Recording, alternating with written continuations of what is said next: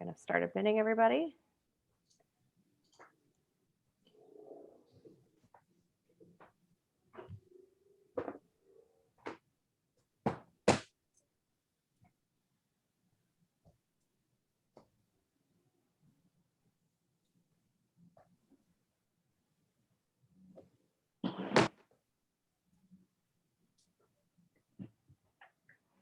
Okay, we have about 17 participants in right now, and I've disabled the waiting room, so there may be a few more popping in, but otherwise the floor is yours. Excellent. Thank you, Kira. Good afternoon, everyone, and welcome to part 2 of the Pittsburgh AIA series on the National AIA Framework for Design Excellence. My name is Drew Armstrong. I'm Associate AIA and a member of NOMA, as well as an Associate Professor and Director of Architectural Studies at the University of Pittsburgh. I'm coming to you on this soggy afternoon from the Frick Fine Arts Building in Oakland, and it is a pleasure to host and moderate today's presentations. So on March 25th, part 1, our presenters covered design for equitable communities, design for well-being, and design for economy. And part 3, which will take place on May 27th, will cover 4 areas: design for energy, design for ecosystems, design for water, and design for resources. Today, what we will cover, as is indicated on the screen, is design for integration, design for discovery, and design for change. So before we get launched for each of the individual presentations, I just wanted to draw your attention to the link in the chat, which takes you to the AIA Framework for Design Excellence page on the AIA website. And I also will just drop in now the AIA resources sheet, which will take you to the COTE super spreadsheet, a key element of all of today's presentations, that if you download that spreadsheet as an Excel, you can follow along and see how the material is being plugged in. So integration is measure 1, discovery is measure 10, and change is measure 9 on the super spreadsheet. Okay, so all of these 3 areas today seem actually to have a very interesting historical dimension to all of them in one way or another, which makes me very happy as an architectural historian. There are also issues of site specificity that link them all together.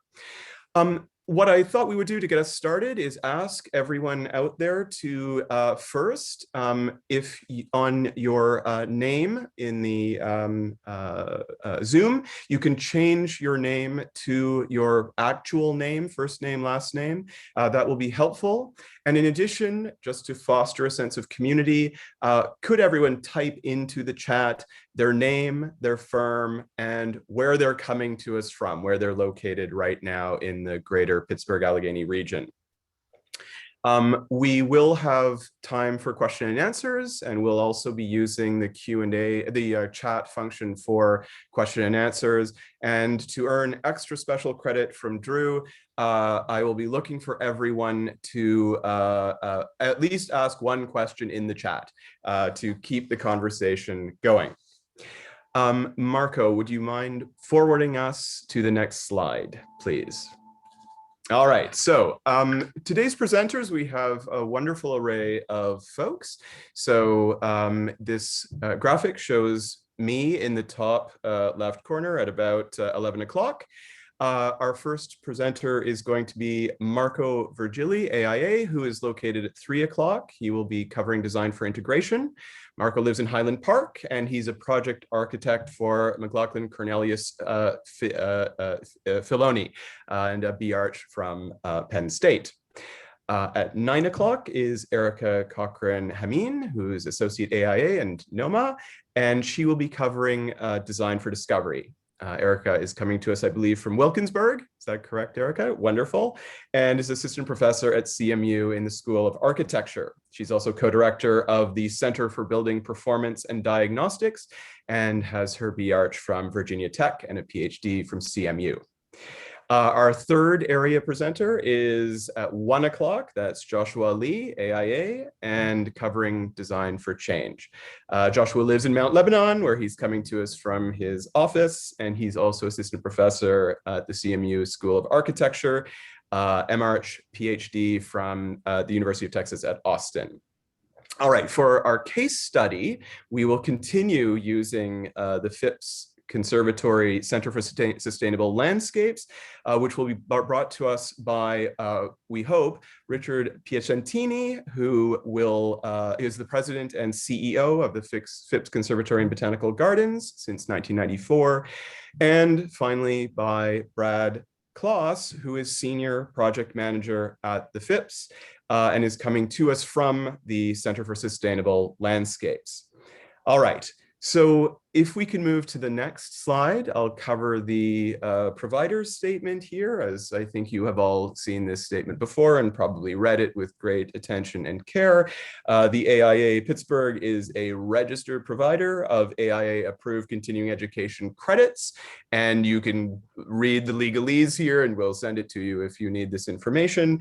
I think that going into this in any more detail will not be especially illuminating at this stage. So if we can move to the fourth slide. This also reiterates what occurred in part one. As I mentioned, we're part two of the three-part series covering the AIA Framework for Design Excellence and the 10 performance categories or design principles that make up the design excellence framework. So we'll cover 3 of them today. And these are driven by the very urgent needs that the architectural profession can assist with as we enter a period of radical climate change and work to address serious issues of social justice in our work. The 10 performance areas cover very broadly the Brundtland Commission definition of sustainability from 1987 that came from the United Nations. In each of our sessions today, as I mentioned, Brad and Richard from the Center for Sustainable Landscapes will talk about the Phipps Conservancy and align their discussion with each of the 3 sections that we're covering today. If we can shift to slide 5, thank you very much. The learning objectives, yes, there are 4 learning objectives. The 3 areas that were covered: integration, discovery, and change. Our goal is to familiarize you with the conceptual questions for each of these framework for design excellence categories. The third element is to familiarize you with the COTE super spreadsheet, which is a master tool for assisting you with calculating project performance metrics. And then finally, to familiarize you with a case study, in this case, the Center for Sustainable Landscapes. All right, so without further ado, we can now go to slide 6 and begin the section on design for integration with Marco Virgili. Marco, over to you. Thank you so much for the introduction, Drew. It's nice to be here with everybody. I am a local transplant to Pittsburgh, and about actually half a year ago, almost to the day, I started with McLaughlin, Cornelius, and Filoni Architects. I work downtown when I want to, since we're still mostly remote. But in my, I came from Philadelphia, and I practiced primarily as a preservation architect. And so basically, at my first meeting with the COTE committee, where I wanted to, join to talk about sustainability issues from kind of the lens of a preservationist, Drew very kindly recruited me for being part of this discussion on the framework for design excellence. And I got caught up very quickly with this tool. I'd heard of it, but I wasn't very familiar with the specifics of it. And I was put in the company of the wonderful speakers that will be following me today. And it's an exciting opportunity and a very kind of interesting tool and way to think about sustainability that's very different from other things that spreadsheets, checklists, systems that people may be used to already. So what does the AIA have to say about design for integration? So I'm going to take a step back for a second and just kind of mention that we grouped integration, change, and discovery together to speak specifically to place. People was back in March, as Drew mentioned, and planet, or kind of the more conventional sustainability measures and metrics will be following us in May. But integration is really the first measure, and we went out of order just so that we could have a logical grouping. So basically, when it comes to integration, AIA says, good design elevates any project, no matter how small, with a thoughtful process that delivers both beauty and function in balance. It's the element that binds all the principles together with a big idea. And as you'll shortly see, that's really what the focus is with this. So some questions that AIA would like you to consider, some of the conceptual questions. So what is the concept or the purpose behind this project, and how will the priorities with the other 9 principles inform the unique approach to this project?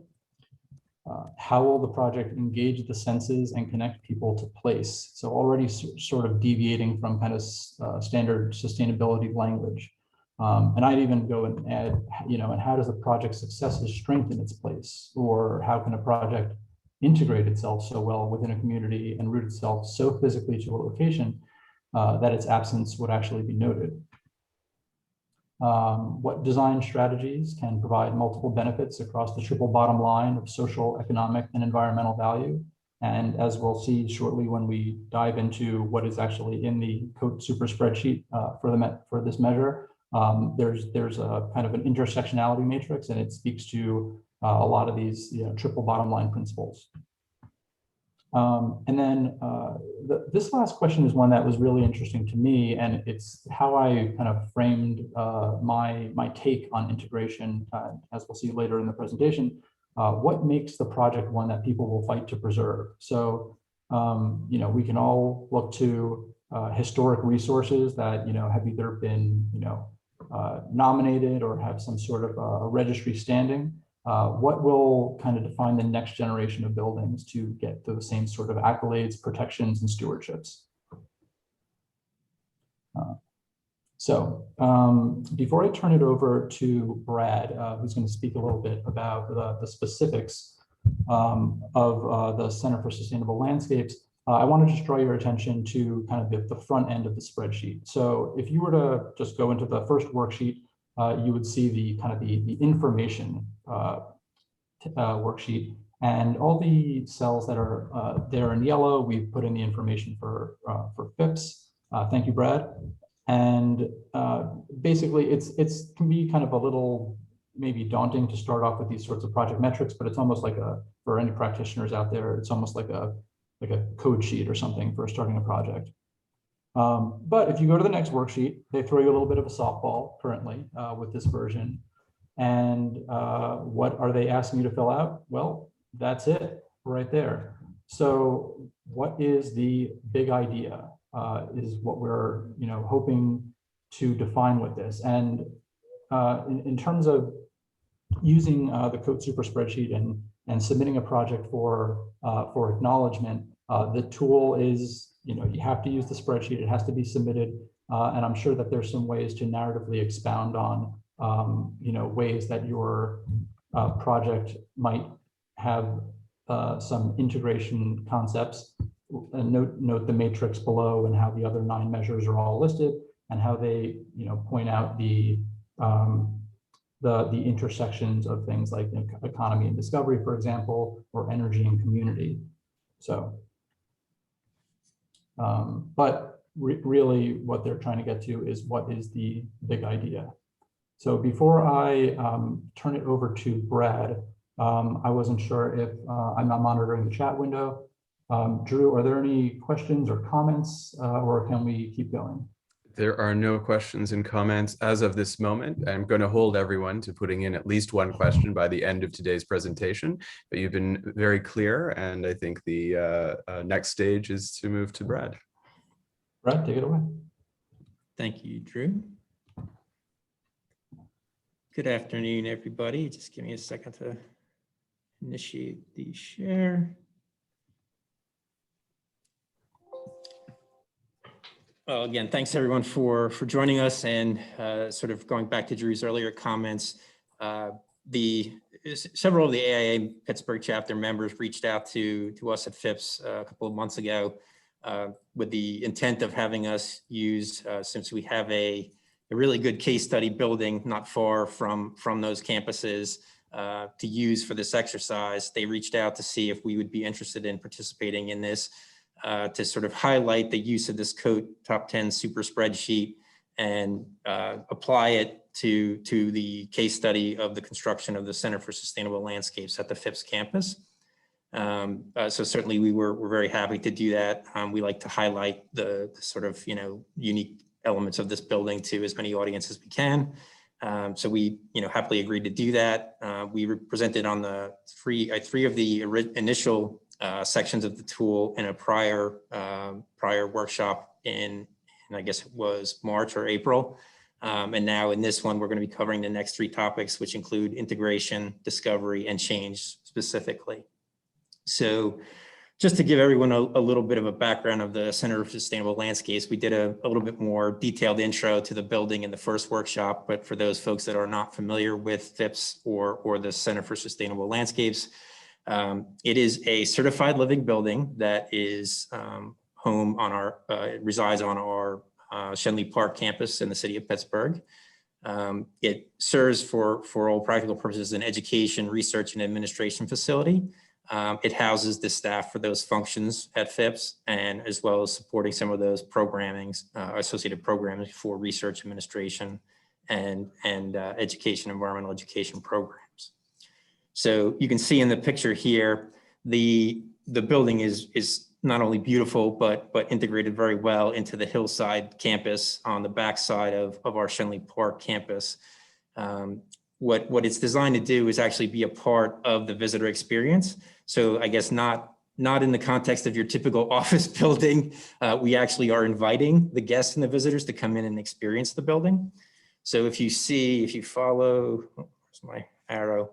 There's multiple ways that you can access the building from the conservatory as a guest or a visitor.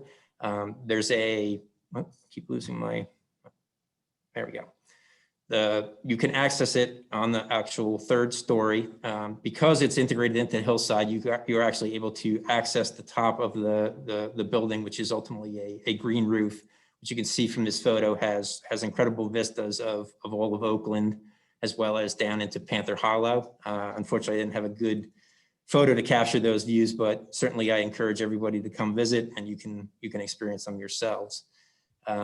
There's also several, I guess what you call low slope walkways that you can see in this landscaped area in the foreground here of the photo, where guests can also come from that patio area outside of our tropical forest on the upper campus, and can actually sort of traverse down to both either the 2nd story here or the 1st story of the building and enter the atrium, which is this sort of large glass enclosed area you see here. And this is the elevator shaft you actually see here in the center of the photo.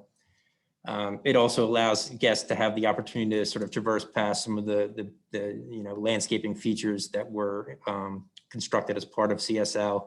One sort of big highlight of that right here in the foreground is the CSL's lagoon feature.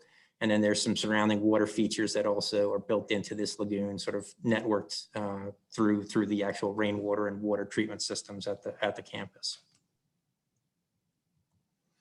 So in terms of design for integration and the concept, there's one simple question that's asked of this particular element of the COTE tool, and that is, what is the big idea? For us at Phipps, it was a logical equation for us to come up with what the big idea should be.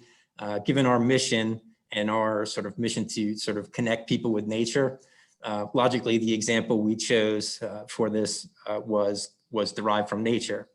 More specifically, and I guess directly connected to the fact that we are a botanical garden, it was a plant. So as you can see here, the example we chose is sort of the big idea was to build something both as elegant and as efficient as a flower. So this, what exactly does that mean, and how does that translate into the design process? You'll see in the next slide, I'll sort of highlight some of the sort of parallels between how the design team used this big idea, if you will, as a guideline and a sort of pathway to stimulate discussion and how the design process would flow. How does a flower and that sort of model that nature has given us allow us to translate that into actual building design and construction? So the first element of that is flower is rooted in one place yet. And I like to use the parallel of just like a building that's set on a foundation and logically connected to a surrounding site. This is sort of the exact same parallel you would see from the model and nature of a flower. It's not moving around anywhere. It's in a fixed location and it's not going anywhere. Secondly, a flower harvests its own energy and water. So obviously a flower would do this through the harvesting of sunlight through the photosynthetic process, as well as extracting water from both the air and the soil to meet its needs and to survive. So how does the CSL do that? There's obviously a very good parallel. We also harvest the sunlight that falls on the site or on our larger campus. The site is totally powered by renewable energy derived from a combination of a small scale wind turbine and a large photovoltaic array that's mounted on various different buildings at the campus. It also harvests all of its water needs from surrounding rooftops on not just the building itself and the sort of surrounding landscape, but other buildings, rooftops. So sort of this integrated design philosophy, again, showing itself where not only is the CSL operating as its own building, but it's also integrated in many ways with the site itself. Beyond that, a flower is also adapted to both its climate and its site. So you're going to find with obviously with the flowers, with any other type of plant, it's going to have some biophilic design that's associated to its available water in the climate zone that it's in, as well as things like the soil type. Whether it's exposed to wind on a hillside, you're going to see the form and function of a flower actually adapts itself over the years and has evolved to adapt itself to survive in that climate and on that specific site. How does the CSL do that? In a number of different ways. One is its orientation. So it doesn't seem like this would be something you'd put a lot of thought into, but in terms of both the limitations of the existing site where it was constructed, as well as some of the other parameters, it had to be oriented in a certain way so that it could take advantage of maximizing sunlight and other inputs that we needed into the building, as well as the integration with the larger site. Flower also operates pollution free. So the only emissions that you're gonna see from a flower are oxygen, which ultimately is not considered a pollutant, especially by humans. It also recycles itself through its natural evolution back to the soil through decomposition. So how does the CSL sort of borrow from that concept? Ultimately, it uses renewable energy to power the building as well as other parts of the campus. So that in and of itself is an emission-free source of energy. There's also an on-site wastewater treatment system. So any wastewater that's generated by the building is actually treated through a biological treatment process, and then ultimately either is lost through evaporation or is reused again for meeting the needs of the building. Flower promotes health and well-being, sort of borrowing on that same concept of flower actually provides life-sustaining oxygen, and in many cases, various different types of flowers and plants also actively purify the air, making it a little bit healthier environment for those of us that are in the surrounding building. Similarly, for the CSL, there were design concepts with respect to Red List and the Living Building Challenge, where we actively tried to eliminate as many of the materials that are known to have negative human health impacts from actually being introduced into the construction or the building in the first place. And then there's various different systems which are actively in place to control the indoor air quality and quality of the health of the employees. Filtration, outdoor air. We have operable windows that bring in and allow us to bring in outside air. We constantly are monitoring the actual indoor air quality parameters to ensure that they are meeting a certain standard. It's also, flowers comprised of various integrated systems that are all working together to sort of meet all the needs of the plant. So the roots, the stem, the leaves, the petals, all sort of have evolved into their own specific functions and needs to meet the overall needs of the flower itself. So a good example of how the design process and how that's demonstrated within the CSL is that we have this rainwater harvesting system, which is interconnected. So You have rooftop systems, which are actually collecting and drawing in precipitation that falls naturally on the site during the course of the year. There's a storage system that actually is embedded into various different parts of the site to retain that water for when it's needed. There's also a treatment system. So once that water is potentially used in the building and it needs to be dispositioned, there is an on-site biological treatment process that can go through. And then ultimately, once that water is treated to a certain extent, can be recirculated through the system and reused. So sort of that's an ideal example. It's not the only one, but certainly a very good example of how we've created an integrated system that builds together not just the building, but elements of the landscape as well as other parts of the site to meet the need of the building. And lastly, and not to be forgotten, flower is beautiful. I mean, everyone knows from having experienced flowers, they stimulate the senses in a number of different ways. Most specifically, their fragrance stimulates the sense of smell. Flowers are obviously known for their fragrance and their beautiful smells that stimulate the senses, as well as their visual stimulation. The vibrant colors and forms of flowers are something that we know certainly stimulates beauty and a response in people, generally leading to a better sense of well-being overall. So how does the CSL do that through its design process? There's a number of different ways. One is that it incorporates biophilic artwork throughout the building itself. It makes use of natural stone and wood on both the interior and exterior, and even in some of the furnishings. As I mentioned before, and you could see in that photo that I shared, there's various different water features in the surrounding landscaping, which sort of are a pleasant place to just sort of sit back and relax on a beautiful day. And even the sort of the sound that's produced by them of that falling water is very peaceful and calming when you're out in those spaces. Just to sort of also share a little bit of like what I'll call the mechanics portion of not necessarily design theory, but the mechanics of the design process to give some context to it for everyone. There were really three fundamental certification goals. Yeah, Brett, I might be able to add a little bit here on the original impetus for doing this. This is Richard Piacentini. I'm the president and CEO for FIPS. I just wanted to share with you some of the original impetus for starting this project. The Living Building Challenge was announced in November of 2016 at the Green Build in Denver. And we learned about it there and decided to pursue the Living Building Challenge for our this building, our Education Research Administration building. And in January of 2007, our full board accepted the challenge and decided to pursue this for that building.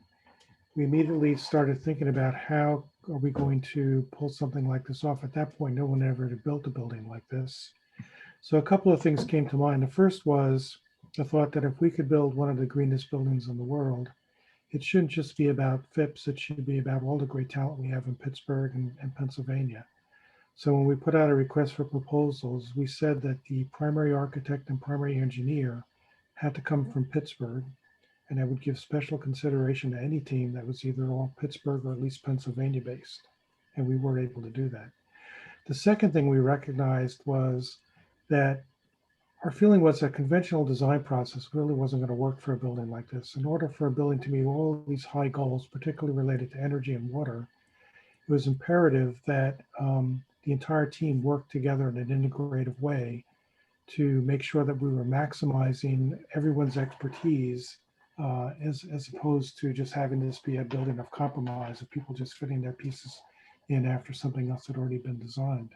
So we also put in the request for proposal statement that said everyone who agrees to be on this team has to agree to participate in an integrative design process that'll be led by an outside facilitator. And that was the 7 group that actually led that process for us. And it was a very intensive process. We also recognize we have great talent here within the universities. So we also invited staff and students from both CMU and University of Pittsburgh to participate in all the design charrettes and also serve on the peer review team. that particular part of the process went so well that after the building was completed, we had developed such a good relationship with both universities that we said, a lot of times people build green buildings, but nobody knows if they really work. How would you like to study this building? So we offered to let them put sensors all throughout the building. And since this building opened in December 2012, we've had real-time data being sent to both universities, and it has resulted in a number of published research papers that they've done on work that they've done on the building. So it's been a really, not only did they help us with the design, but has actually helped with further improving the building. So that's been a very important part of it as well. So I just thought I wanted to give that context to you of what led to the design. The original impetus was to do a living building challenge. Because nobody had ever done one before, we wanted to hedge our bets. And so we also decided to pursue LEED Platinum in case we couldn't make the living building challenge. We didn't want to be stuck with nothing. And then we also, right before the design process started, that's when Sustainable Sites was announced. So we were accepted to be a pilot project for that project as well. So that got incorporated right before the design process started. So those were the three main areas of certification that we were seeking when we started this project. And now I'll turn it back over to Brad. Thank you, Richard. And I appreciate Richard lived it. I'm relaying it secondhand from documentation. So he certainly has a great perspective on it. This just is a reflection of the design team, the Pennsylvania, the local and regional design team that Richard mentioned before. Think of it, a total of 12 different firms, various different specialties that were engaged. Obviously, specifically, we were trying to bring in through that RFP process local talent to engage them and give them the opportunity to work in this arena of living buildings. I guess overall, in conclusion on this design for integration section, I was going to read the quote, but since we actually have the person who is quoted here, I can let him read it. But for those of us that are on this and since we're giving such a brief introduction to the building itself, to talk about the design for integration process, just wanted to make everyone aware that ILFI's Living Building Challenge series does have a book that tells the story of the making of the Center for Sustainable Landscapes that you can access. So anyone that's interested in learning more, accessing more information detailed about the history of the project, it is available for order and purchase. And I would say I picked this quote was pulled from the book itself, just because I thought it, working at Phipps, I thought it summarized not just the specific project at CSL, but our overall philosophy as it relates to all of our work here. And I'll just sort of read it out loud. We think Phipps as being a place of beauty and inspiration. Underneath that, we think of it as a place where we can help people discover more sustainable, more environmentally friendly, more harmonious ways to interact with the natural world. This really helps connect the dots between the people, plants, biodiversity, health, the environment, food, even green buildings and green operations. We've discovered in our journey that all these things are interrelated. Whatever happens with one affects everything else. And I think that for me, number one, is part of what drew me to come to Phipps. The other is that there's this, when we're talking about design for integration, the word that keeps coming to mind to me is connectivity. No matter what we're doing with these buildings, we think it's static and operating in isolation, but it never is. It's always connected to something else. And I think we're still learning. I always say it's an evolution and it never ends, that journey. And that's all I had on the integration topic. So I would pass it back to you, Marco. Thank you, Brad. I'll just go ahead, Drew. Say thank you, Brad and Richard, for joining us at this moment. I think I just have to underline how much what was said by both Brad and Richard connects with the objectives of the design for integration description. In particular, process was one key element that Richard illuminated for us. So at any rate, back to you, Marco.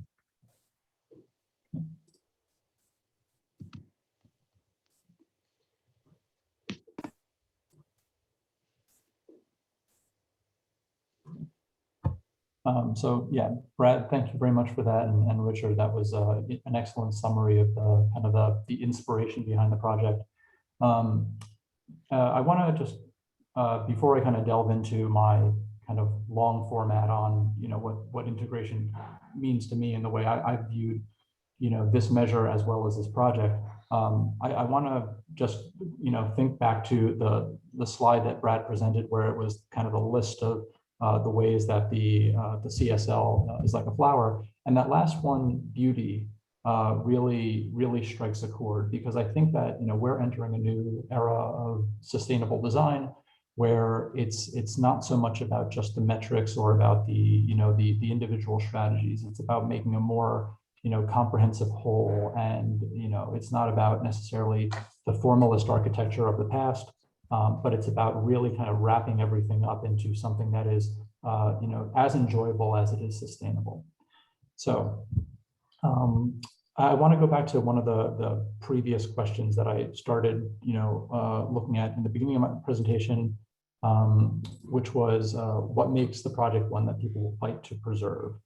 And I think we first have to understand what's defined historic resources and heritage architecture of the past, and specifically when they were either acknowledged, valued, registered, or stewarded. Meaning, there's loads of historically significant or historically charming buildings, bridges, landscapes, from the past, but to have the community over time ascribe value to a particular resource and have it live on in kind of the collective memory, and actually have a recorded nomination form, for example, or acknowledgement by a governing authority, or for example, the federal government or the Parks Department, really speaks to these buildings kind of stand above time, because the community is taking the time to care about them to the point where they've defined to us why they're important, and they've kind of saved us from needing to think about these for ourselves. So I'm going to just jump into a very brief architectural survey, and everyone who's on this call, I'm sure, especially in this chapter, is familiar with everything I'm about to show. But I really want to speak to the beauty concept and kind of the big picture concept with some of the historic resources of the past.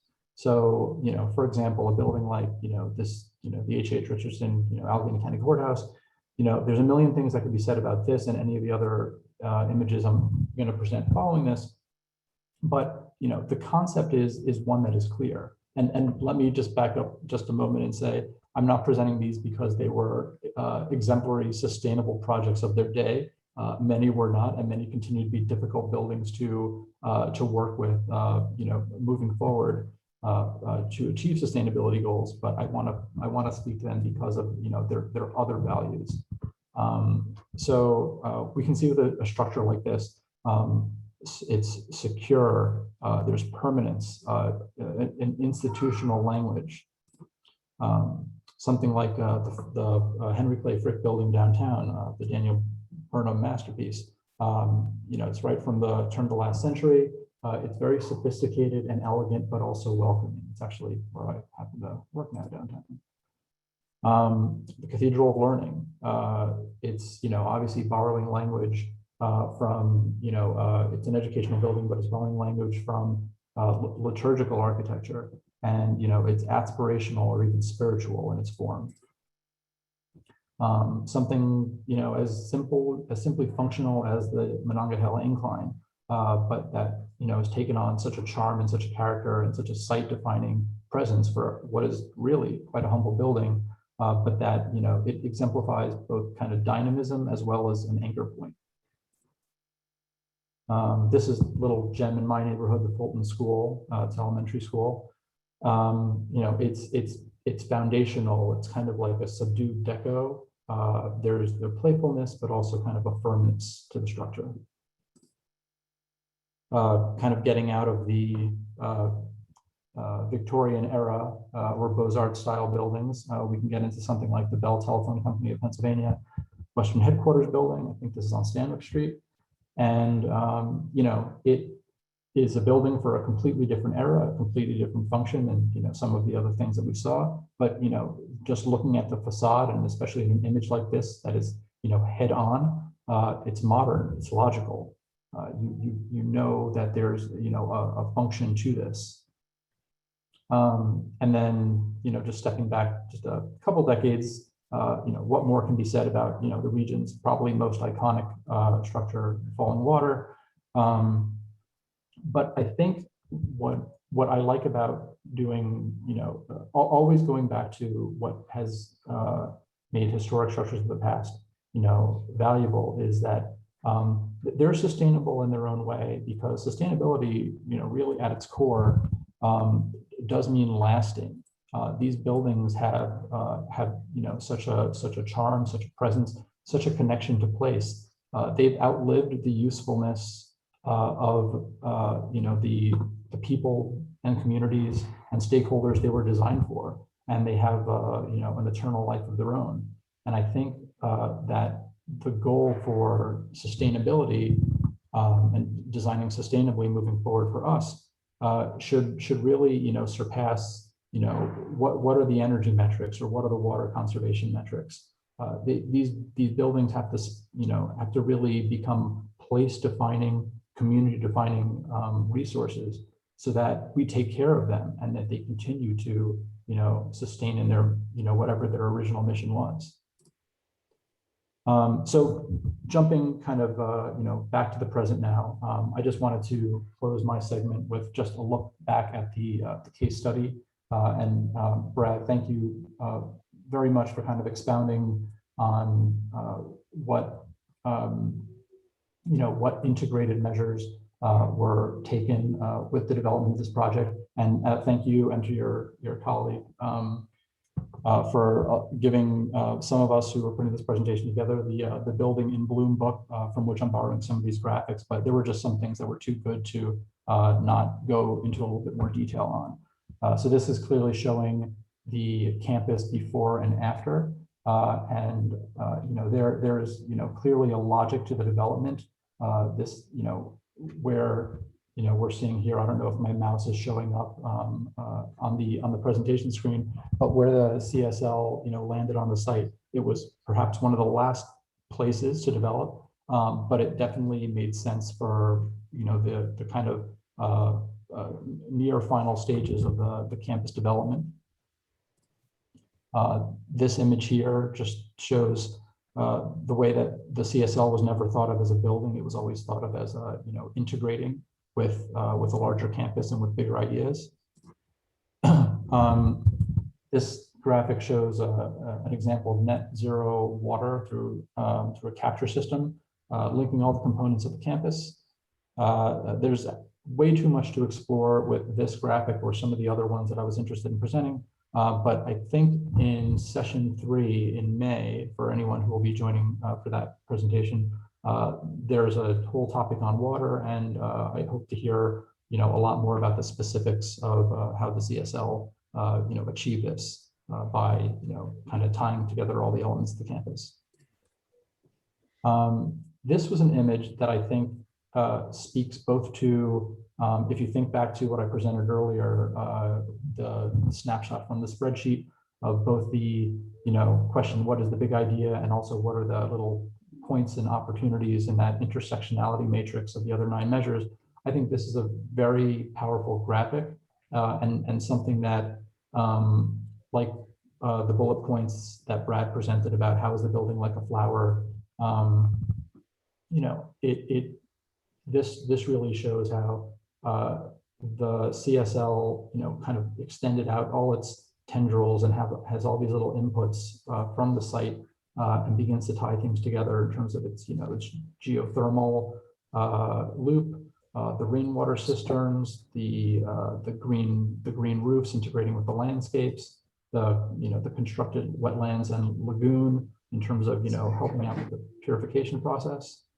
I mean, there's so much to go into, and I think that the specific, like I said, sustainability and conservation and ecology measures will be, explored further. But I think that this really is the success of the project. And I think the big idea is integration. It is exactly that, with how, this building connected to its site, to its campus, and to its community. Go ahead, Drew. I was going to say thank you, but perhaps I was premature. I can probably end it there. I know we've got a lot more to cover, so and a lot more kind of specifics and some very qualified speakers on the next measures. So with that, before I turn it over, Drew, are we doing a Q&A? I thought, in the interest of ensuring that we do get to our two other speakers, that we accumulate any questions that people might have. And what I'll just simply say, thank you, Marco, for covering measure 1, integration on the super spreadsheet. Deceptively simple in the sense that it is a single box to fill out. What is the big idea? But what has been revealed through the presentation about the Phipps Conservatory's Center for Sustainable Landscape is the depth of that idea that runs through from the very conception of the project through the design process into all of the thinking about systems, and right up to today with what we were about to see, the follow-up subsequent to the construction of the building. So without further ado, thank you, Marco, who is going to stay with us. And if anyone has questions, please type them into the chat. But I think this is a good time to take it over to Erica and to look at our next metric, which is measure 10 on the super spreadsheet, design for discovery. Erica. I had to unmute myself. That helps. Yes, it does. I'm assuming you can see my screen. No problem. Perfectly. Good. Great. Thank you so much, Drew. Really excited to be here and talk about design for discovery. So, what is discovery? So, when you think about every project, there's always wonderful, unique opportunities to apply these lessons learned from previous projects that you've worked on. And then also gain and gather new information so that you can refine your design process. So thinking about it, that the project doesn't end when everything's done and the occupants move in. And so what we want to do is think about how can the design process foster a relationship, a long-term relationship between the users and the designers and the building operators. So we can, and this helps make sure that the design intentions that we had are actually realized, that they happen. And that the building performs well, not just after we leave, but over a long period of time, over the lifetime of the building.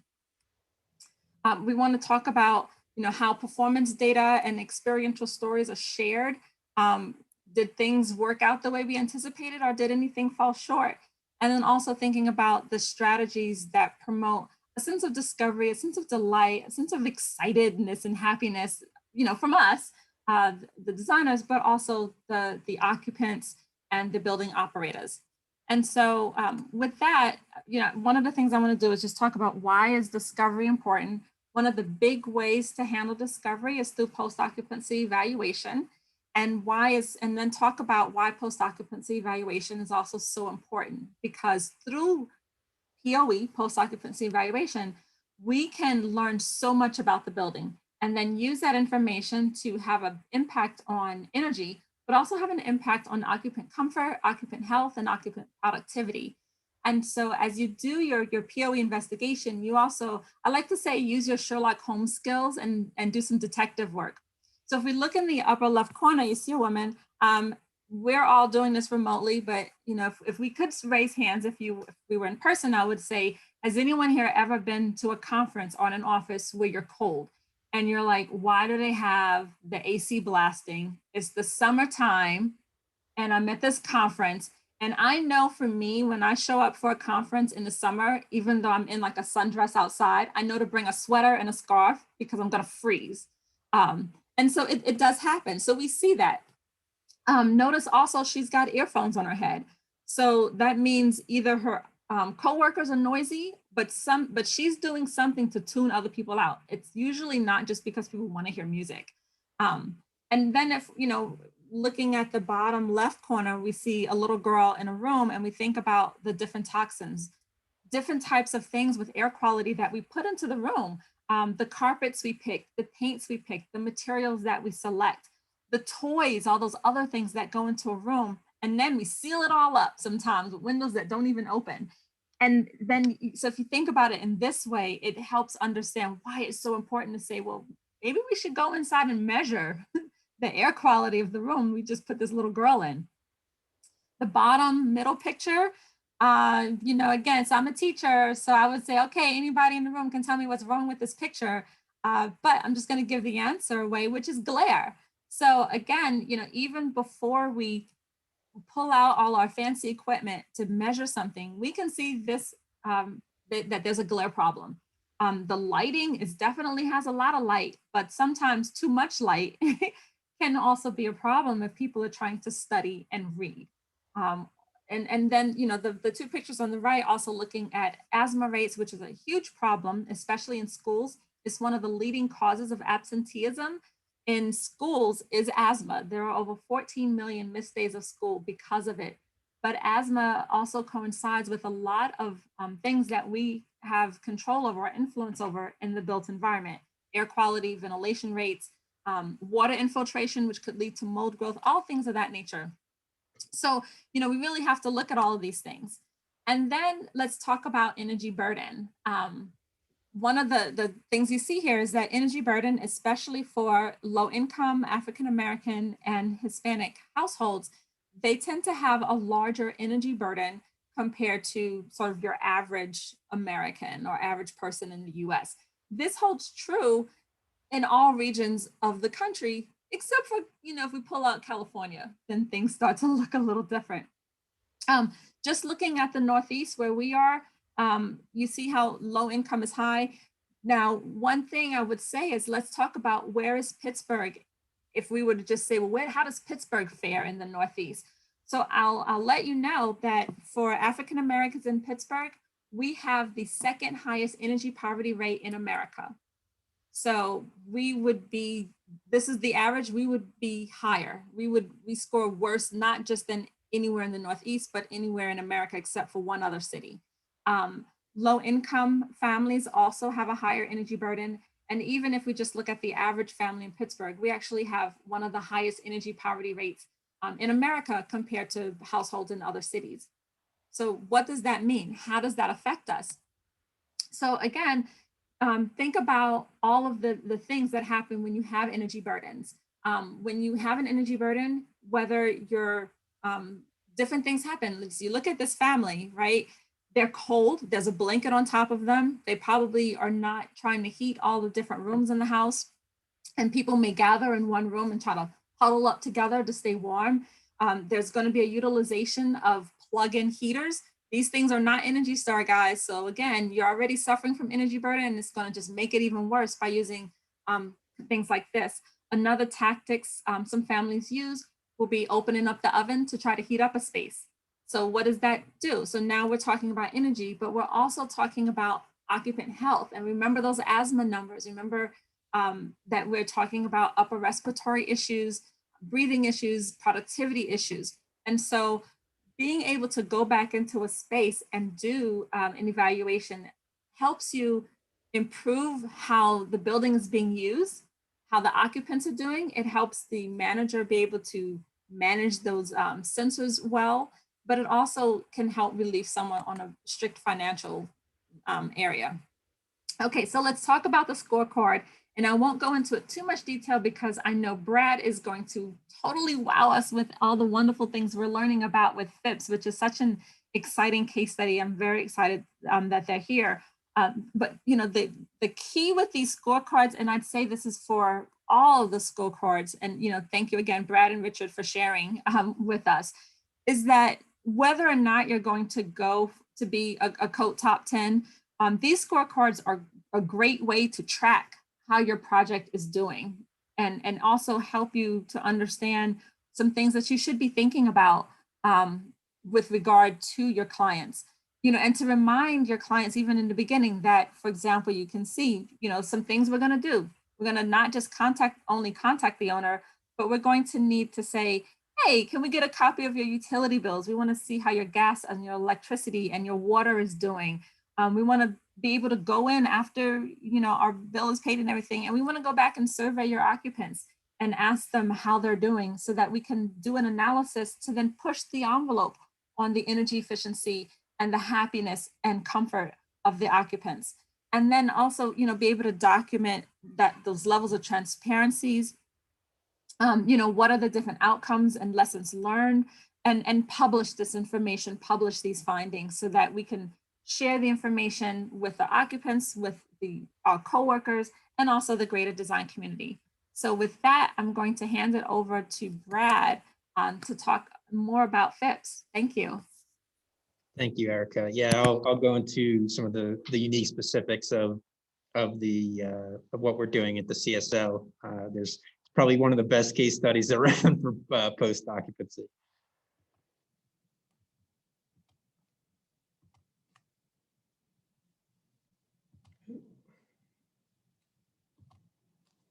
Okay. So design for discovery, that segment of the COTE spreadsheet as it applies to the Center for Sustainable Landscapes. And I think, to some of Richard's earlier comments about the design process and ultimately once the project was completed, transparency was always not just as part of the CSL, but sort of as part of the FIPS mission is something that we embrace. We want as many people as possible to learn from the things that we're discovering and researching and educating the general populace and the next generation on what's going on here and sort of those sort of nexus and connection points between nature and human health. So as much as I tried to avoid not sharing a spreadsheet, inevitably there's always a snapshot of a spreadsheet. This is the easiest way for me to sort of convey this particular section. So there's essentially 3 questions, topics for design for discovery. The first centers largely around the level of post-occupancy engagement. So there are very specific questions in each of these categories as to some cases we're talking about how and what audiences we were sharing the data with, and in fact, were you sort of doing it or not doing it? What we found when we were completing the spreadsheet was we were meeting, and I guess for full transparency's sake, I can't verify the one question that we answered as no. I did so because I simply could not verify the project is now more than 8 to 9 years old. I could not find that we actually formally measured on-site daylight at any point in time. There was a study done in the design process. So to be fair, that may be yes, and I might not have been able to uncover the documentation to support that. So either case, in our case study, we reflected very well, which was not surprising. The project always had a sort of transparency goal associated with it. And in some of the subsequent slides, I'm going to share the very, it's certainly more entertaining and insightful to share the examples of how do we do all these things than to simply say yes or no in terms of a checklist on a spreadsheet. So I'll share some of those in the subsequent slides. But obviously, in the first measure in terms of post-occupancy engagement, the project reflected very well. For the most part, it was easy to find evidence of these things to respond or complete the questionnaire. The only one that I did experience a little difficulty with was the on-site daylight measurements. I just couldn't put my fingers on. If that documentation did exist, I couldn't find it anywhere. And I think Richard left us, but that would be one thing I would ask him is he might have more insight to that having lived through it. But either way, the sort of 90 to 100% post-occupancy engagement score reflects very well in the tool. In terms of the level of transparency, similar set of questions which are geared around, was the design and was post-occupancy learning shared with various different audiences. And in both cases, we've been more transparent. We've been sharing this not only internally, but in various different external forums. So it was very easy for us to answer affirmatively to each of these inputs to the spreadsheet.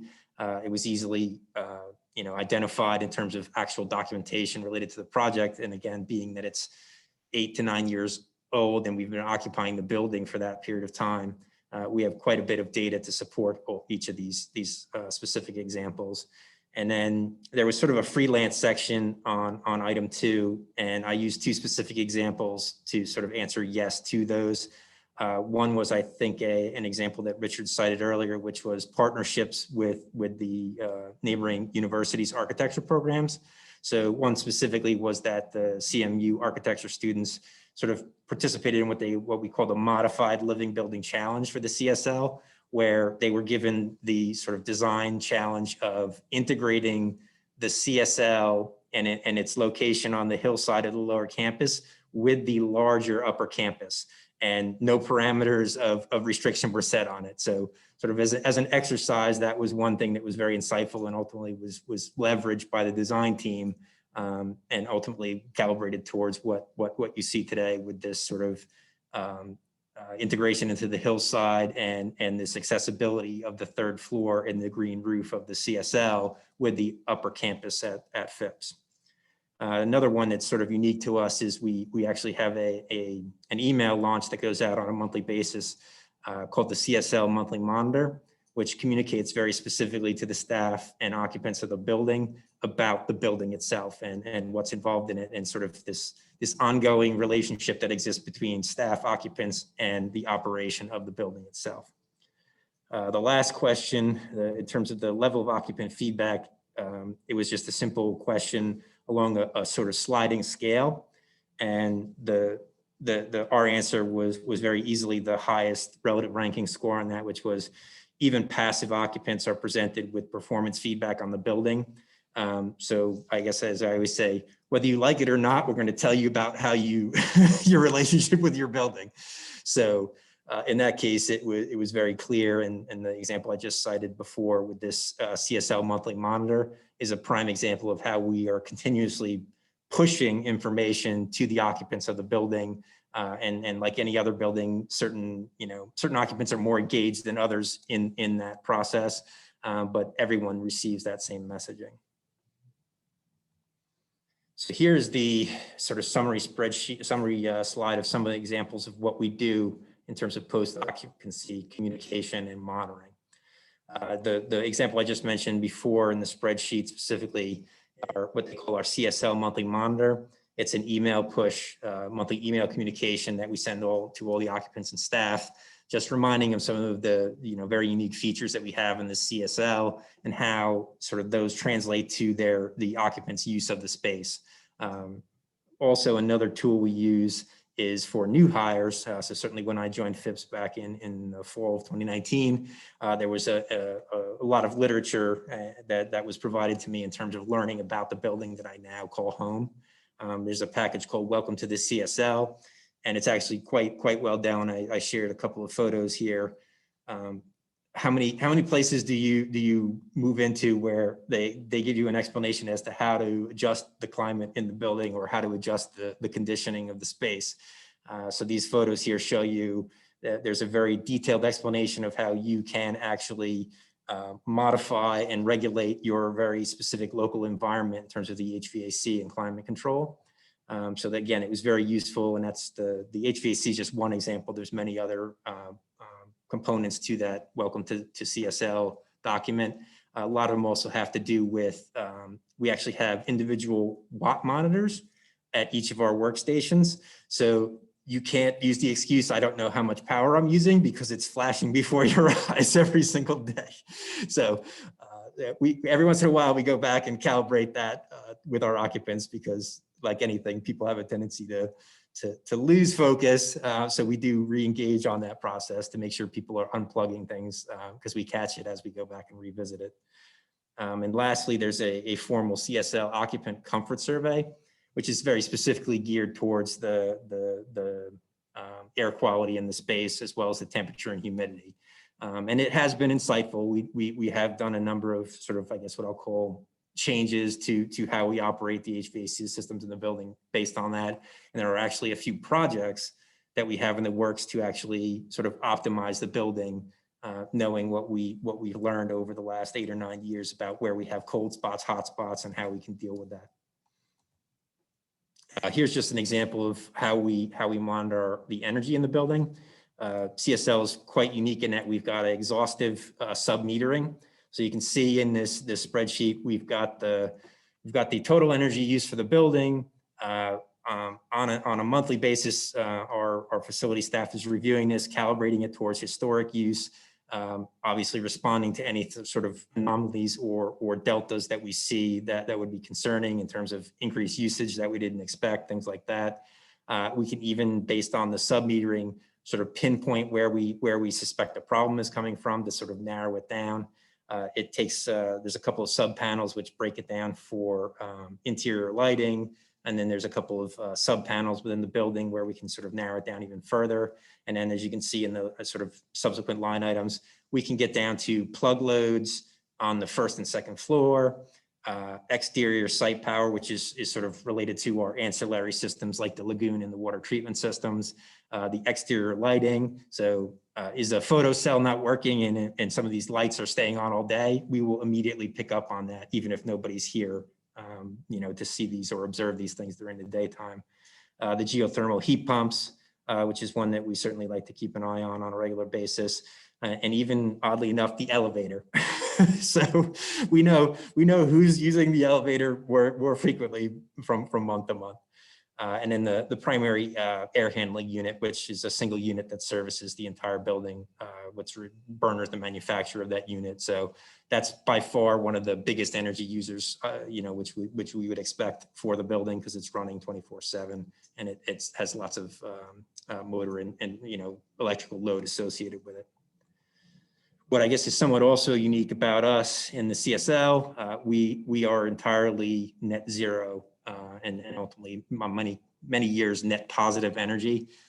So we have a number of individual rooftop systems that are on not the CSL, but our adjoining or adjacent buildings because we chose to create this green roof, which would have been the available rooftop of the CSL, where we would have an ideal place for harnessing the solar input to support the building.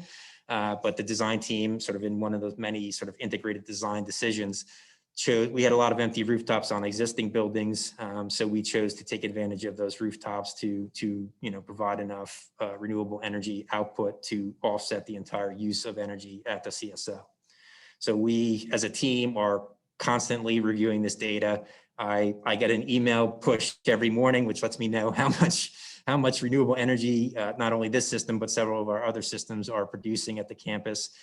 Helps us keep an eye on what's going on, if there's any problems that we need to intervene or there's any intervention necessary with the systems, and ultimately allows us to share this data with the external audiences in terms of relating what the performance of the building is.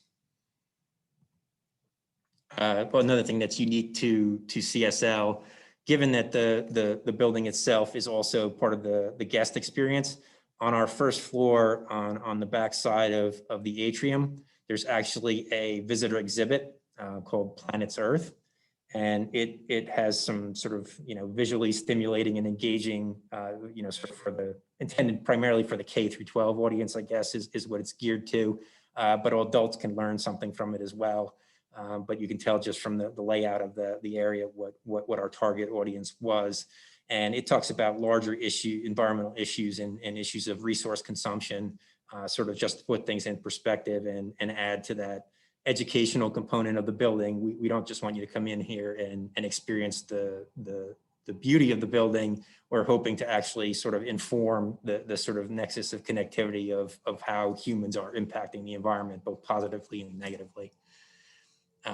We also have a system from a manufacturer called Acuity, which constantly monitors and collects samples for indoor air quality monitoring purposes. That data is logged in a associated software for the system. We currently monitor carbon dioxide, carbon monoxide, and total volatile organic compounds. There's some monitoring and alarm setting functions associated with that. So we have the ability to react to anything that goes out of an acceptable tolerance in each of those parameters. And there are even some feedback loops that translate to the HVAC system operation of the building as well, to sort of adjust and adapt to some of these parameters if they're going out of a certain tolerance. These are just some examples of as you, and again, I certainly encourage everybody to come visit us. And sometimes I know because of the position of where CSL is at the back of the site, it's not necessarily always someplace that everybody engages in, but I definitely, you know, especially design professionals, I would highly encourage you, if you visit our campus, to come visit us.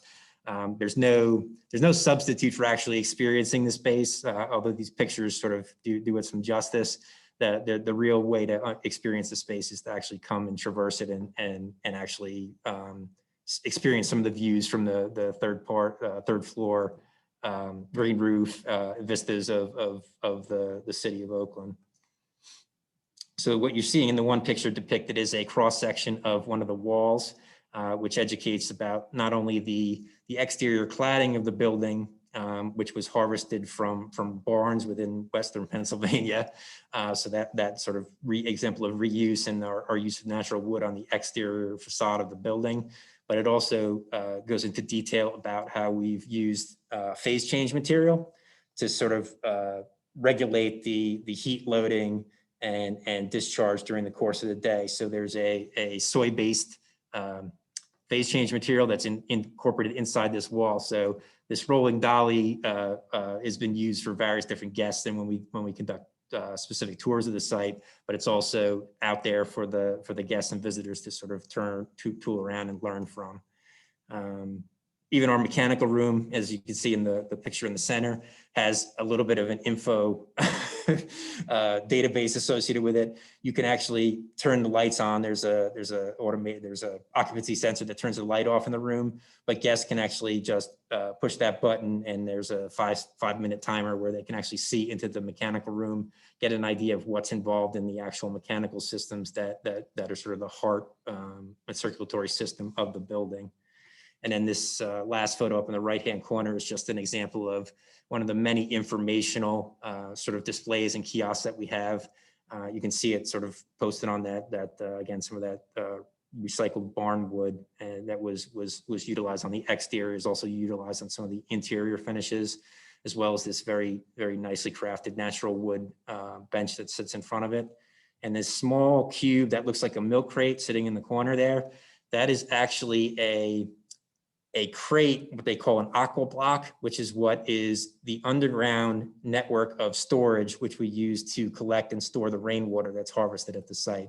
So there's even an informational tag on that describes how that process works for the CSL. And I think as we had referred to earlier on in the design for integration section, one of the key sort of elements that we've tried to introduce into the CSL space was beauty. And in this case, the use of biophilic art. You can see on the second floor stairwell, there's sort of a glass art floral display on the right-hand side of the stairwell there. This to the left is actually an art exhibit that's connected to some of the programming for nature, what they call, I guess, biophilic art or natural nature design and drawing is a course that's offered as part of our programming. And some of the students from those programs actually present their work. It's something that we sort of all, as occupants of the building, look forward to, so that set of art transitions every 6 to 12 months. So we all look forward to that coming in and seeing the work that the classes are doing. Some of it's absolutely amazing. Some of them are done by 5th and 6th graders, which is absolutely beautiful artwork. And again, if there's any desire to learn more information than what we're sharing about the CSL today, there's an extensive list of case studies out there in various different forms, which you can access, from International Living Future Institute to the USGBC, obviously AIA, which is represented here today, National Institute for Building Sciences, as well as regionally within Pittsburgh, the Green Building Alliance. All of those organizations have their own case studies that were derived from the CSL's construction. And then as we referred to earlier, there's also a book that ILFI had produced as part of their Living Building Challenge series, which documents in great detail and with a lot of, there's actually some beautiful photography in there from the CSL to sort of enhance the experience if you aren't able to actually visit the building. And I think that's everything I had for the design for discovery component. So ready to hand it back to Erica.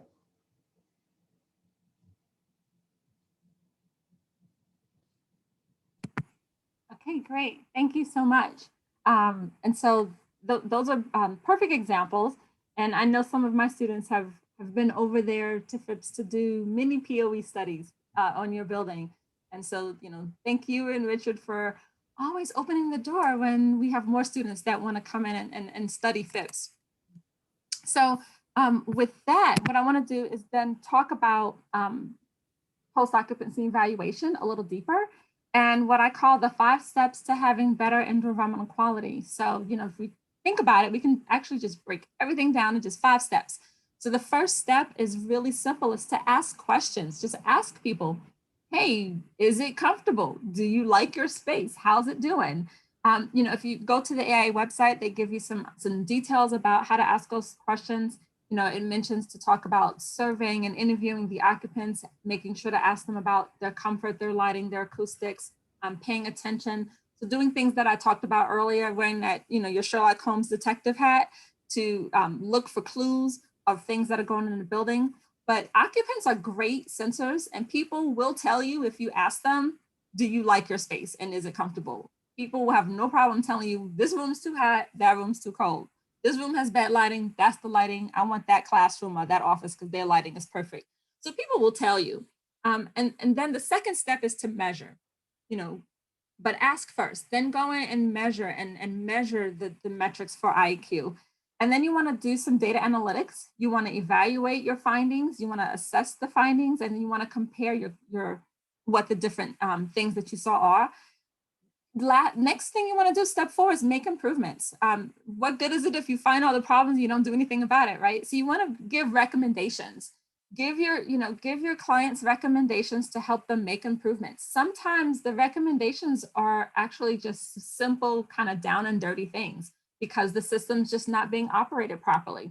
And so a recommendation might be that we're going to do some training for your facility manager and add signage to your building. And sometimes it means that something does need to be replaced or fixed, but don't assume that all recommendations actually cost money. Some things can be done by changing behavior, and some things may need a retrofit or replacement.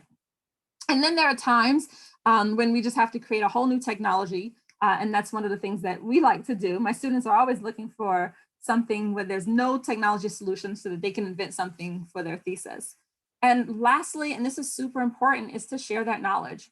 Share it with the client, share it with those at your firm, share it with the facility manager, share it with the world. Go on a tour, write it down, write stories, post it on your website, make signs, but share that knowledge so that everyone in our design community can learn from it. All right, so I've been talking a lot about IEQ and POE, and there's all these acronyms, but what does it mean? What are the things that we're measuring? And so, there are 5 factors. We want to measure air quality. Air quality is your carbon dioxide, VOCs, particulate, ozone, radon, carbon monoxide levels. Everything should be measured with qualitative and quantitative metrics. Qualitative is asking questions. I recommend asking people how they're doing, but also having a paper survey, having a very systematic paper survey where the questions are documented, and you have a nice 5-point scale where people can rate how they feel about all of these different metrics. Granted, you're not going to ask people, how's your carbon dioxide level in this room? You'll put it in a different way. You'll ask them questions like, is this room stuffy? Does the air move well in this room? How do you feel? So you've got to break it down in terms that they're going to understand. Acoustical quality is another one. You're not going to ask people, could you tell me about the background or the room criteria, or the noise criteria for them? No, you're not going to do that. You're going to phrase it to them differently and ask them, do you have any background sounds? Are there echoes in the space?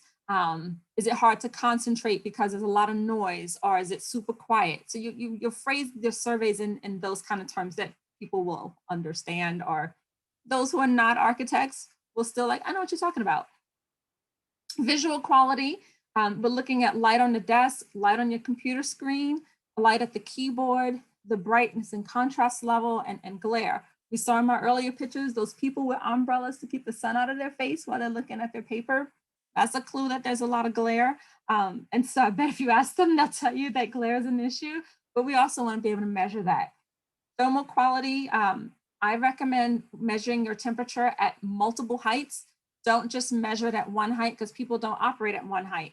Check it out at the floor level, like what's happening with your feet. measure it at the desktop level, and then measure it higher, like in the breathing zone where your face is, where your head is.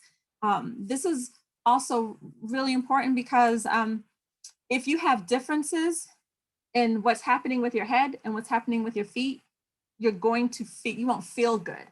It's the same thing for radiant temperature. You want to check the different surfaces. If one wall is one temperature and another wall is a very drastic temperature, even though the middle is right, if you have asymmetry within your temperature, people won't feel comfortable. Humidity, air velocity, those sorts of things. And of course, you would ask the person, like, is this room stuffy? How do you feel? Those sorts of things. And then think about personal factors. Look for clues. Is somebody wearing a blanket on their shoulders? That's a clue that they're cold. I always say, look underneath people's desk. It may seem a little intrusive, but check out underneath people's desks.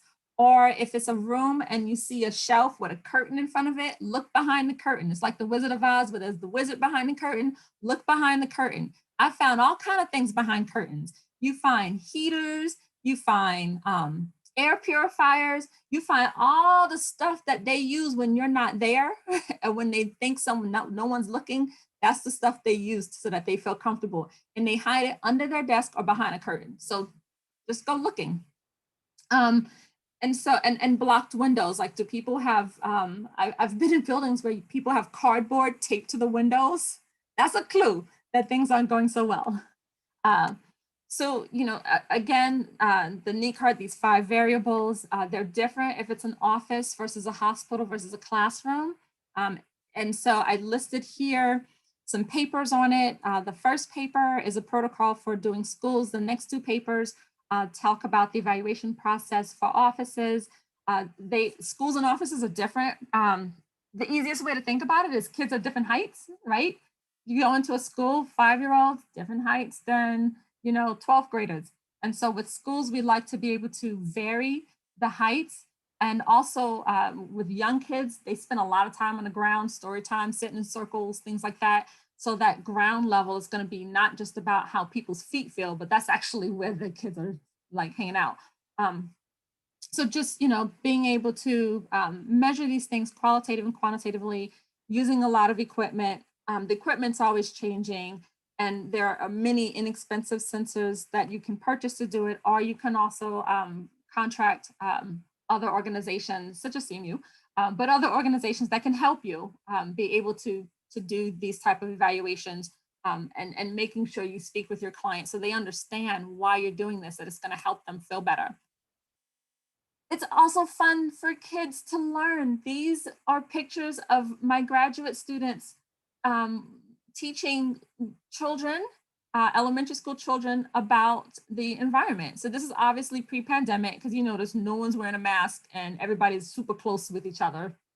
And we do all sorts of fun experiments. We teach the kids about lighting and about air quality and all sorts of things. One of the things I used to love to do is to hold a carbon dioxide sensor, and I'd tell a kid to breathe heavy. And then I tell them, okay, now stop breathing heavy. And they could see how the carbon dioxide levels change. So fun ways to also teach children about STEM and architecture and get them excited so they all want to grow up and be architects.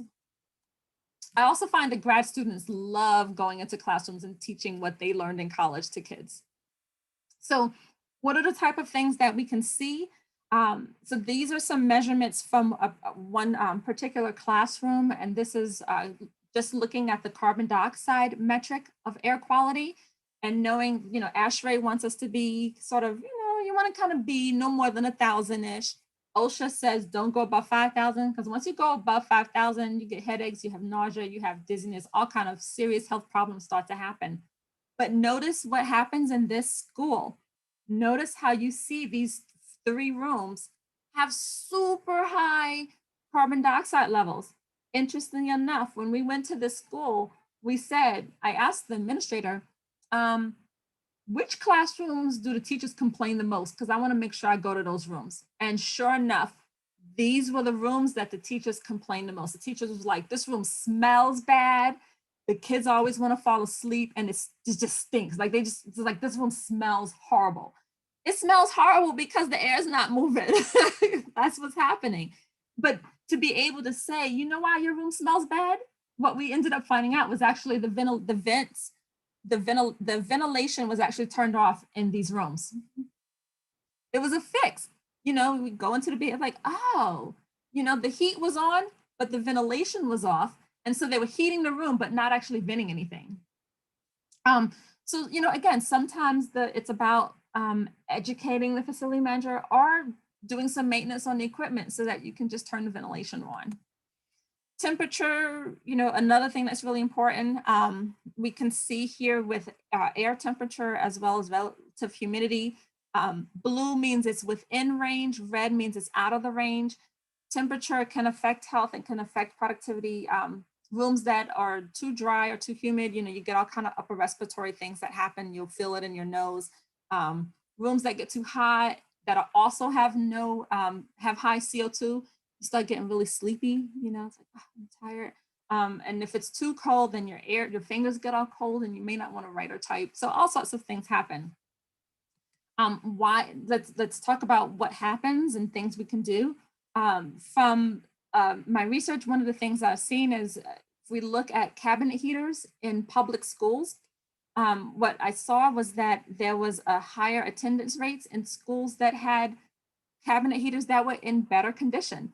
And so what's interesting is it wasn't even about the type of equipment that was as important as just maintaining it. So sometimes, yes, you do need something new, but you can't always get new. And so just helping clients understand that they need to maintain what you have. Don't just put it in and think it's going to be good for 10 or 20 years. You've got to maintain it and keep it running in good condition. And those sorts of things can help you with all different types of measurable metrics for the occupant. Thermostats is another big one. I tell everyone, never put a thermostat in a room and then lock it behind a box. It is the worst thing to do. If you ask occupants about what they like, they would rather have no thermostat at all than to give them a thermostat and lock it up. So either if you're going to give somebody a thermostat, let them be able to control things. And you can override the control so that they're only controlling it by a couple of degrees. Obviously, you don't want someone to make it 85 degrees in the middle of winter or 55 degrees in the summer in the room. So you can control that bandwidth, but let them have a little control. And if they have no control over the thermostat, take it out of the room. Don't let them even see it and put a little lock there because it's going to really upset them.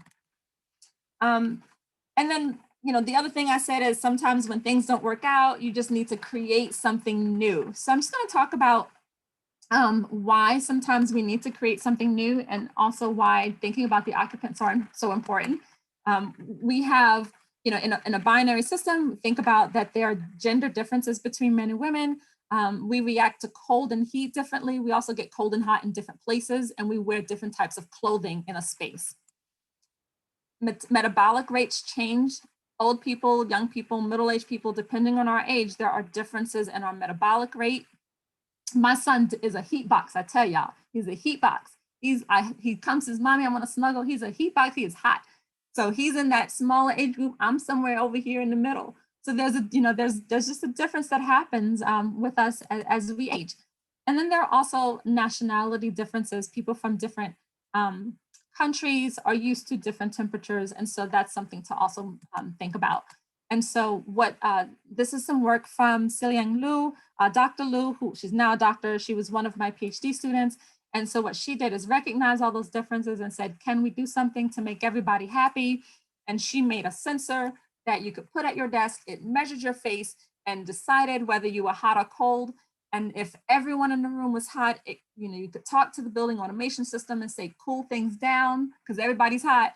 And if only one person was hot, then your personal fan came on to cool you off. And so, lots of surveys were done. Most of our people that we studied were students, teachers, and parents of students, go figure. But what did we find was that there was a 9.6% heating, ventilation, air conditioning savings. Thermal comfort was maintained and or improved for everyone. And we were able to predict with our machine learning algorithms what men and women would want for temperature, 87 and 85%. We were actually a little bit more efficient in predicting what men want than what women wanted. And so, I'll end with just saying that one of the things, IQ is super important.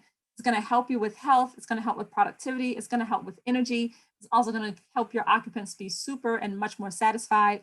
You can use these analytics to help prioritize decision-making, invent new technologies, and also have benchmarking data for the city, for your building owner, which in theory could lead to future policy and regulations. Because wouldn't it be great if all buildings had some sort of sign on them and you could know which ones were healthy, which ones were energy efficient, which ones were water efficient. Thank you.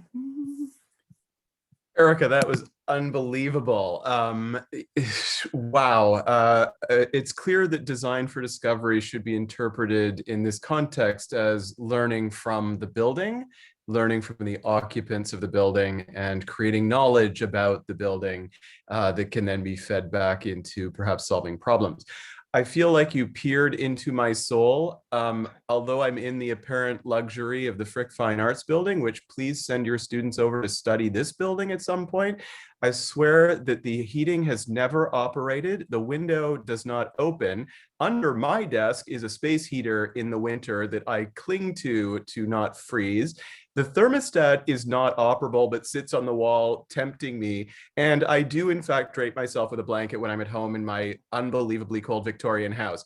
A lot of what you all joke, right? Not totally a joke. It's very clear. You have diagnosed what I think a lot of the conditions are that we live in this city. So please, please, please send your students over to Frick. I'd be delighted to host them to study this building, which is only from 1965, by the way. Brad, what I would say, maybe a kind of concept here that really emerges from the work that both of you presented is the dashboard. So this is something that universities and large institutions are capable of doing that makes it possible to share information about water use, energy use, etc. And it's very clear that for sustainability, the knowledge that's generated through those dashboards, fundamentally it's comparing the bills, right? The heating bills, the water bills, would be incredibly valuable. I'd love to see that on the level of my own neighborhood to get a sense of what people's energy use, water use is. In the interest of time, we always have the chat for questions, and we'll see where we are after Josh Lee takes us through our final metric, which is designed for change. That is measure number 9 on the super spreadsheet. So Joshua Lee, take it away. All right. Just a quick check that you are seeing my screen correctly. Indeed. All right, perfect. Well, thanks, Erica, very much for continued conversation about post-occupancy evaluation. I have been tasked with presenting Design for Change, which I'm very excited about, and it has quite a bit to do with learning from buildings of the past. So let me just dive right into that. So the AIA outlines design for change as adaptability, resilience, and reuse are essential to good design, which seeks to enhance usability, functionality, and value over time. And they pose a number of questions to help guide a design's inquiry and design approach. The first is, how is the project designed for adaptation to anticipate future uses or changing markets? The second is, how does the project address future risk and vulnerabilities from social, economic, and environmental change? And finally, how does the project address passive survivability and or livability? Obviously, in the case of either human or natural emergencies. So why does the AIA care about these issues of adaptability, resilience, and reuse? Well, in part, it is due to the fact that in the United States, on an annual basis, there's about 170 million tons of construction-related waste, and about 50% of that is related to demolition. A very large percentage, 41%, is actually related to renovation work, and then 9% is related to construction.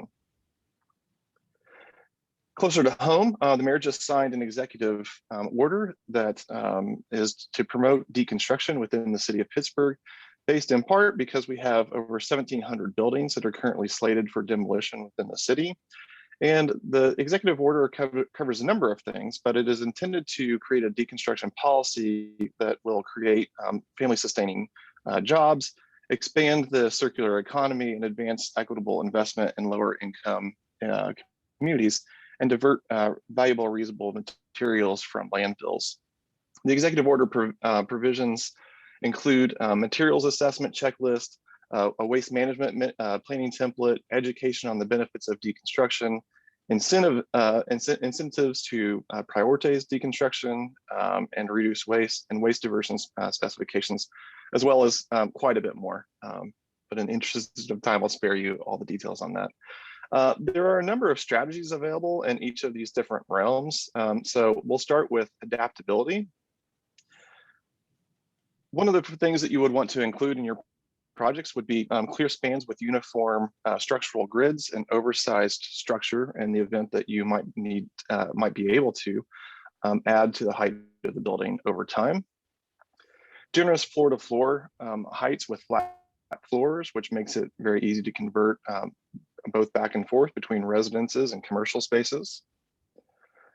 Stuart Brand introduced the model of the 6 S's, which is the separating of site, structure, skin, services, space plan, and stuff from each other, so that each of those layers can be independently disassembled.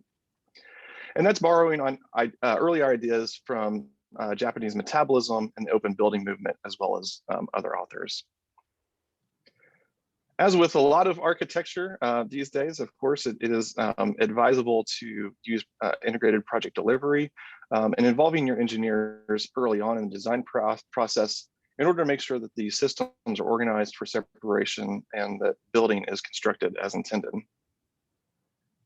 Using non-load bearing partitions is kind of an obvious solution for adaptability, and does easily promote the changes in very rapid changes in space plan. The use of durable materials is also kind of an obvious thing. If you're going to be moving things around, it's best if they are durable. But also making sure that you use mechanical fasteners so that connections can be reversed over time. And even not necessarily disassembled in this case, but just even doing minor adjustments.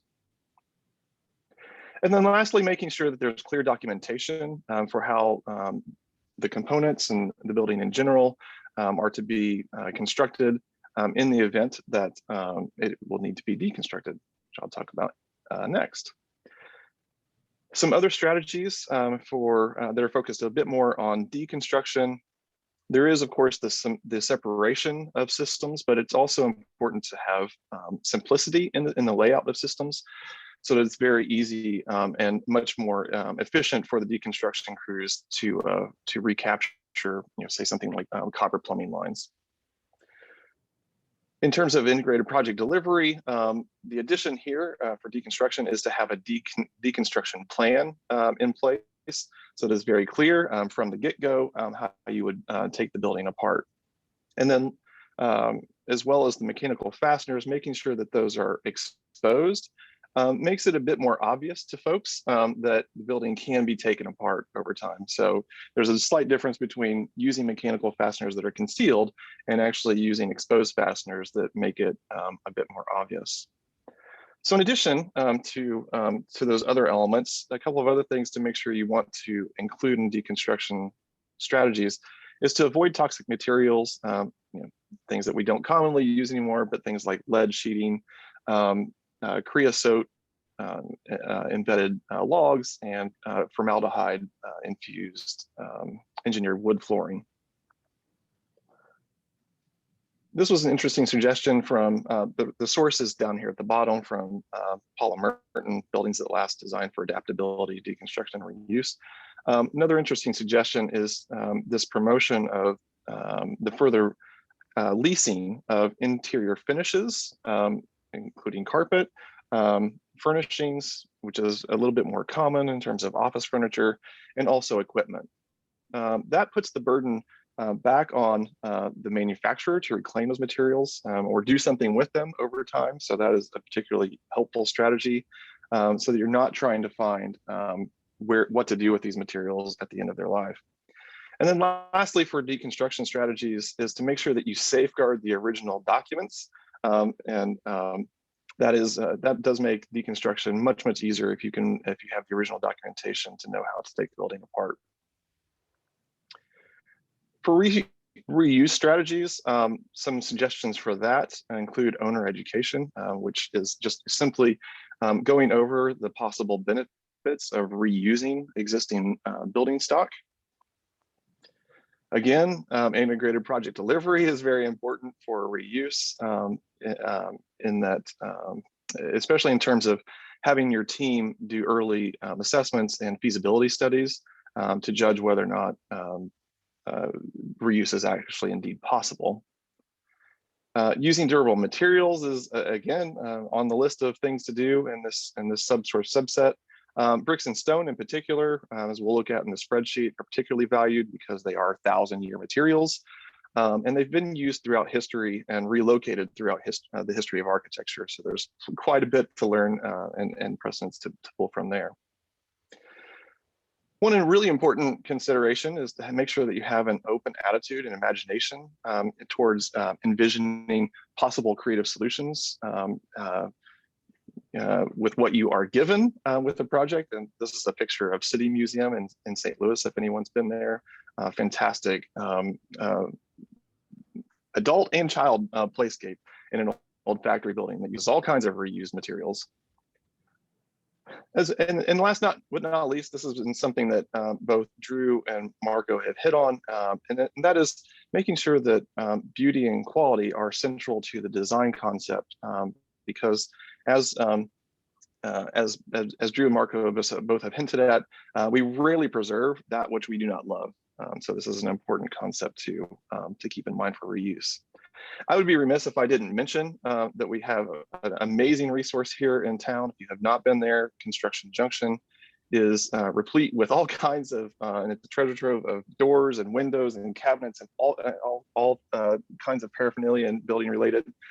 So definitely go check that out if you have not done that. Within CJ, Construction Junction is Carnegie Mellon School of Architecture's Project RE, which demonstrates, see a couple of images here, the reuse of paneled doors. And on the right-hand image is a diffuser system that's overhead that uses church pews for the sort of cove lighting, as well as pallet strips that have been repurposed. All right, and then as far as resiliency strategies, there's a few here to keep in mind as well. I'm going to quickly go through this, but hazard planning is critically important. The RELY framework, which is kind of the main one that people are starting to look at for this topic, includes things like looking at damage impacts outside your project boundary as well as inside your project boundary. What would happen if there's a service in terms of electric or gas service disruptions, and then of course looking for opportunities that you can work together with others in the case of an event. Another recommendation is trying to we've been moving away from this because of the nuisance issues, but being located near emergency services is an obvious benefit in terms of resiliency in the case of an emergency. Obviously, you would want to avoid flood-prone or fire-prone areas for development. This is not always possible, but so it might be necessary to design in spite of that in some cases. Providing power backup, and one of the newer technologies that's emerging is the use of PV power backups. That's getting more and more cheaper for the general public, which is good. The pandemic has shined the light once again on the old dumb technology of operable windows. But as we've seen in schools and offices, having operable windows is a particularly cost-effective solution for introducing fresh air. Commissioning and continuing maintenance, which was also mentioned earlier, are two very important resiliency strategies.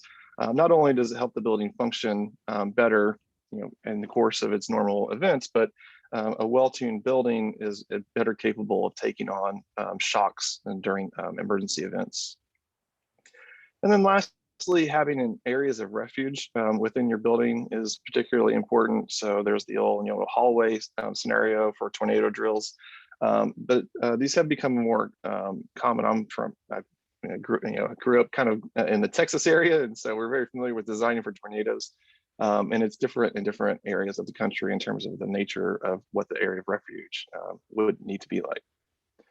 So there are a number of case studies that are highlighted on AIA's website. I'm not going to speak about those in here, but there's the Aspinall Federal Building, Special Number 9, house by Karen Timberlake in New Orleans, post-Katrina, the Daniel Inouye Regional Center in Honolulu, and the Renwick Gallery in Washington, D.C., which is part of the Smithsonian system, all of which use approaches to adaptability, resilience, and reuse. But as we have been relying on Brad and the folks at the Center for Sustainable Landscapes, we're going to look a bit more detail at that case study. But before I turn it over to him, I just want to introduce you to the spreadsheet. There are 3 main areas, and this is a very quick one to fill out. So this is part of my critique that we need a bit more on design for change in terms of the framework for design excellence. But first question is, how much of the building, existing building, is being reused? Just plug in the square footage that's being reused. The second question is, choose the most relevant description for passive functionality. So there's kind of a grading here from 0 to 3, from baseline building that does not have operable windows up through using passive strategies, backup power, and then a fully functional building without the grid. And then lastly, there's a question about what the design lifespan is for the project.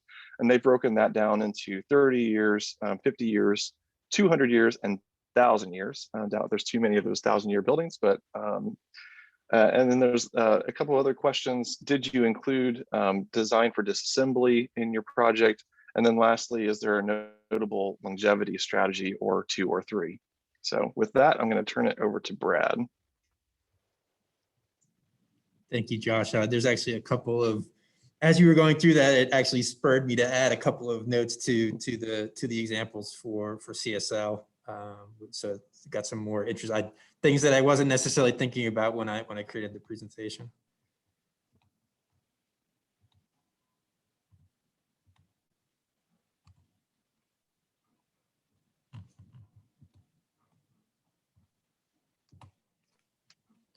So design for change, as it relates to the COTE spreadsheet and how it was applied and how we completed it for the Center for Sustainable Landscapes. So as Josh had just mentioned, the questions are very pointed in this section, and it doesn't take a lot of time to simply access the data. It's right from the existing architectural and civil drawings that you're going to pull this information from. So it doesn't take an extraordinary amount of time to actually access the information they're looking for. But what I think was an important learning from this was, and I think to an earlier, in some of our preparations for this presentation, we're talking about the use of the COTE tool in the awards and recognition process, and how it's important to show what's unique about a project, and sort of being the case here, there's some context behind the actual response or answer or input into the spreadsheet. So in this case, with respect to total floor area reused, was 0. And as you can see depicted, this aerial photo shows you what essentially is the lower campus, back end of our Phipps campus in Shenley Park. And there's sort of 2 areas that we've highlighted there. One is the future site of the Center for Sustainable Landscapes. And the second that you see sort of toward the right of that is what is or was the former Pittsburgh DPW facility, which is, in the next slide I'll show you, is now inhabited by our exhibit staging center. So the CSL was a new construction project. It took use of what was a portion of the leasehold that Phipps maintains from the city of Pittsburgh that was previously unused. It was basically an abandoned DPW facilities service yard that had been used many years ago and had been abandoned many years before that. So it was essentially a portion of the site that was not serving any viable function to Phipps operation and to any of our programming. So what happened was in a larger master plan design for the overall campus in Shenley Park, there was a third phase of that, which included not only the Center for Sustainable Landscapes construction, but also what were the vision for what they call a living campus. That would be this portion that you see depicted here, this what we call the lower campus, which there's sort of a shift a pretty substantial shift in the grade as you go into the hillside on the back of the campus, which you can see depicted here, this sort of eroded slope that is just behind what is our tropical forest building here.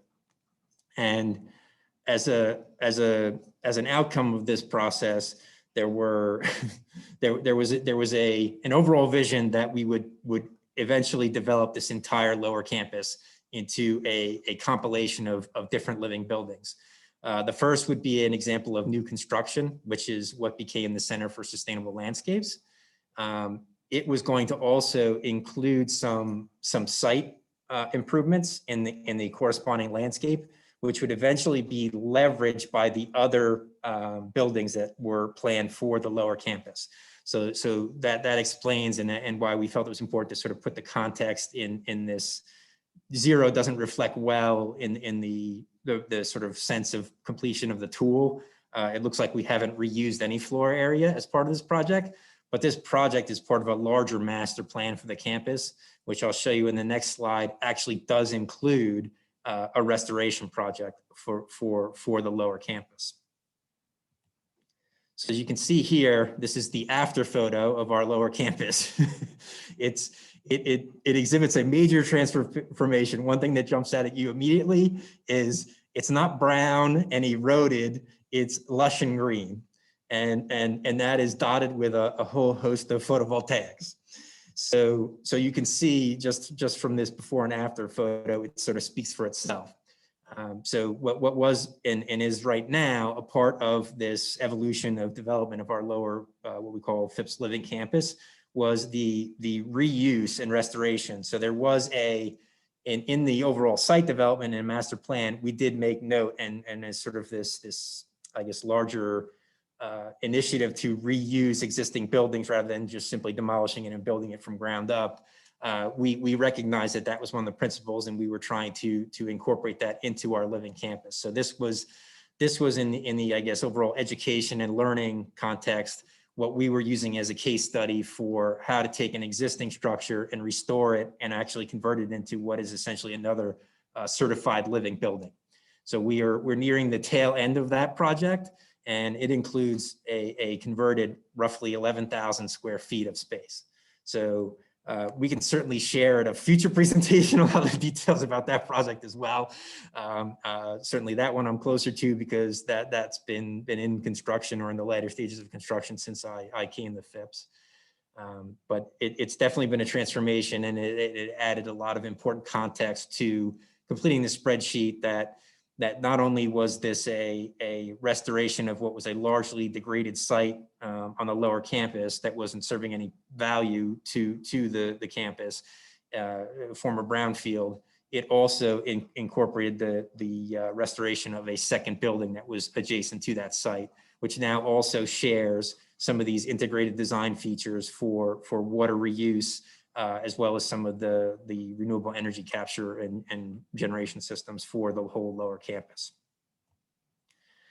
In terms of resiliency, the second question, this building, the CSL stacks up very well. It has full backup energy capability. So if we lose grid power from Duquesne Light, a transfer switch in our main electric room kicks in and energizes a 700 kilowatt diesel generator. What we're ultimately striving to do is as Josh had alluded to in his portion of the presentation, in terms of resiliency, is to migrate towards a renewable based. Obviously, a diesel generator is relying on fossil fuel to power the CSL and other portions of the campus in the event of an outage. That obviously was equipment that had been installed many years before a lot of these visions for the living campus had even existed. So it just left us with this piece of aspiration for example, the ESC building itself has a microgrid incorporated into it. It doesn't power the entire building, but there are some critical loads, including the lighting, which actually are on an integrated battery and PV renewable integrated system. It's sort of small DC microgrid. So that the building was designed to actually operate off of renewable sources in perpetuity for those critical loads. So it's baby steps. I guess the next logical step in one of our future buildings will be to have a grid disconnected or a microgrid for an entire building that basically is completely supported by renewable energy sources. We're just simply not there yet at this point, but that's certainly the direction we're trending. And just a simple explanation as to why there are functional restrictions through the interconnection agreement process. In most cases, certainly in the case of what's required with Duquesne Light and their grid connection systems, that agreement prohibits us and requires us to isolate these renewable generation sources for the CSL and ESC during any grid outages. And it's done understandably for safety purposes so that we don't backfeed power into the grid and cause harm to anybody that's working on the utilities. So it's understandable why it's there, but it sort of is a prohibitive factor in being able to leverage those systems. They've got to be taken offline, thus our need to go back to a fossil fuel source to sort of back up resiliency for the CSL and other parts of the campus. Lastly, the question about building's design lifespan, and this as Josh referenced before from the spreadsheet, has largely to do with the primary structural components of the building. In the case of the Center for Sustainable Landscapes, as you can see from this photo of the early stages of the structural construction itself, the majority of this building is a combination of concrete and structural steel. One thing that did come out in the thought process when Josh was going through some of that was, although the building, as I'll show in the next slide, was not necessarily a design imperative, was not to be able to deconstruct the building. There are certain elements of it that you'll see in terms of some of these concrete panel systems that were utilized in the building.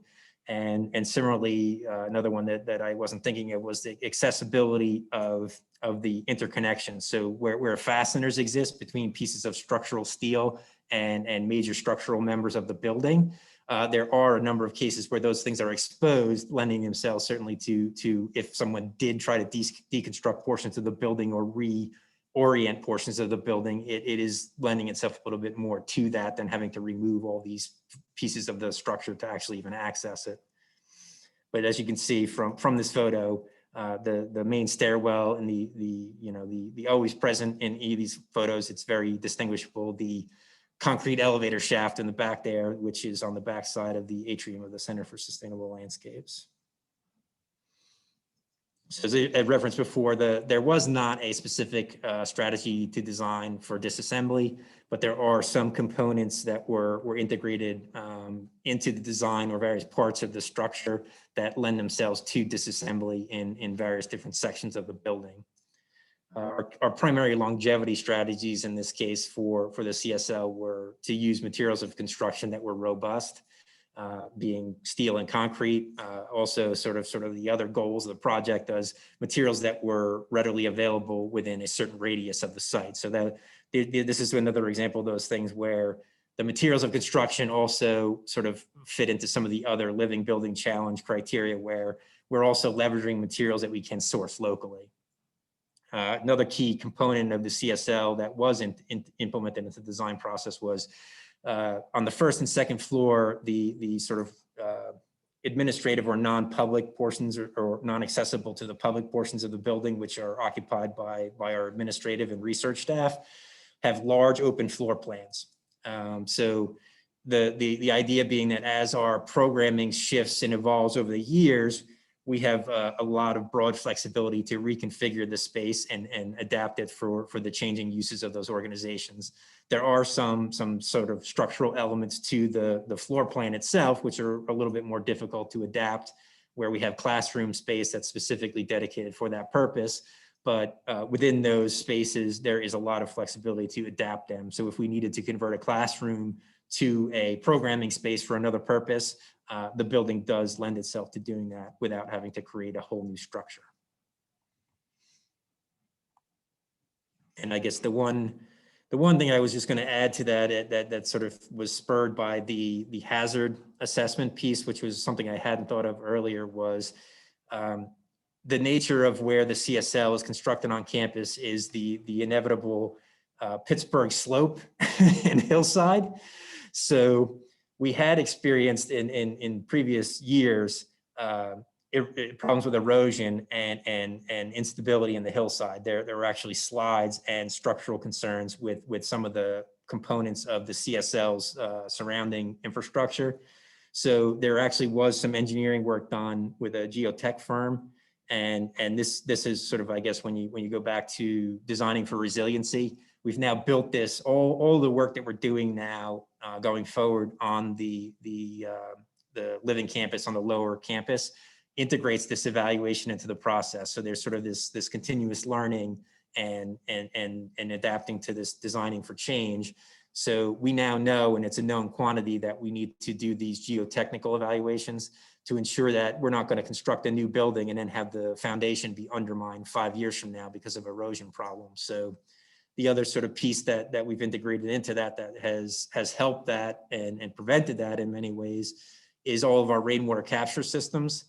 You're just not seeing the same level of erosion, and with the restoration of the landscape on the lower campus, we just don't experience the same type of problems with washout and erosion of the hillside itself.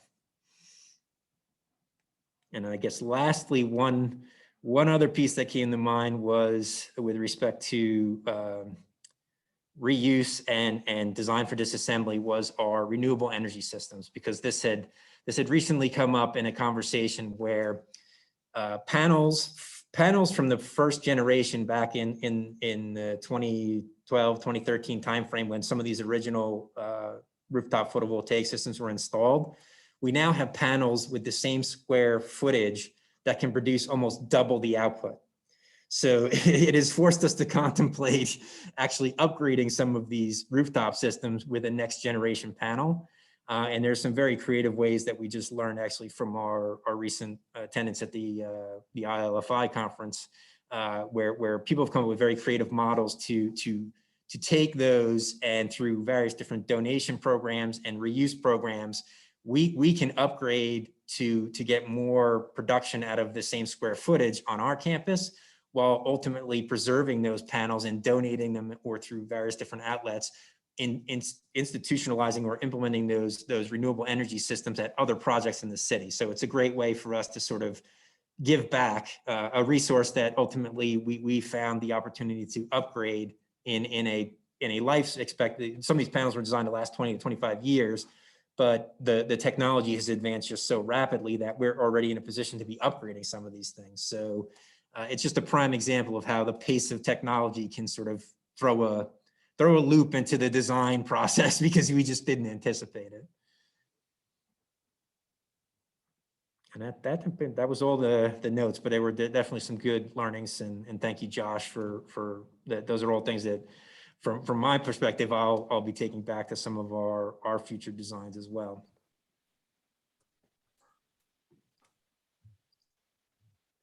So we are quickly losing our audience. So I want to acknowledge that we've gone well over our time limit. I have a number of slides and a bit of a critique of the design for change, which I could elect to go ahead and present. And those people that can stay, and those people that have to go, obviously at this point, you have earned your 1.5 units of continuing education. So do not feel, I will not be offended if you need to sign off. Drew, how should we continue forth? It's probably 10 or so minutes of information. Yeah, well, I think you've said what needed to be said for people who wish to stay on. It would be sad, given the expertise present here, not to benefit from all of you. I myself might need to sign off because I have a 6:30, but why don't you take it from here? I'm not Okay. seeing a massive objection in the chat. All right, very good. Well, this way too, if you need to go, you could, in theory, go back and watch this presentation as well. It will be shared, and those people who couldn't make it will be able to do that as well. So I will go quicker through this than I had a whole participatory piece to this, but I will go quicker through it. But the first thing is to acknowledge that within the AAA framework right now, it is narrowly focused on certain kinds of change. But I want to acknowledge that it is a wider range of change than what's noted. So there are cultural changes, social changes, economic changes, environmental changes, technical changes, and aesthetic changes occurring all the time, which does impact architecture. That's also happening at multiple scales. So there's the individual scale of change, the sort of micro scale or family and friends kind of scale of change, exosystem scale, the macro system, which is the city, state, and region scale, and then there's of course the global scale. To put a little bit more context to this, the sustainability movement is an example of a cultural and global scale kind of change, which has clearly made a huge impact in the way that we now build in the last 20 or 30 years.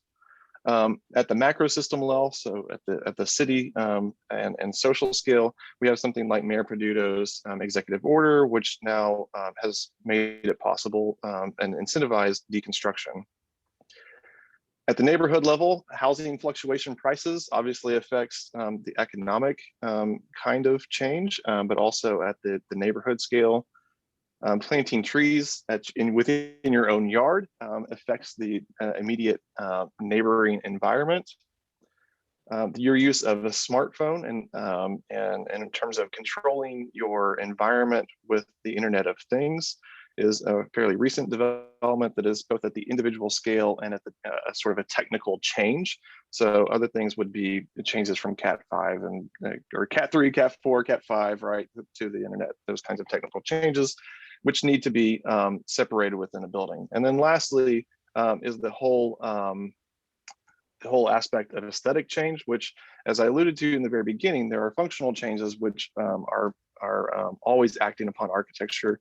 There's also this really important fashion piece and aesthetic piece that also necessitates, at least in our context, changes. And we see that at the family scale through the far too rapid changes in kitchens and bathrooms.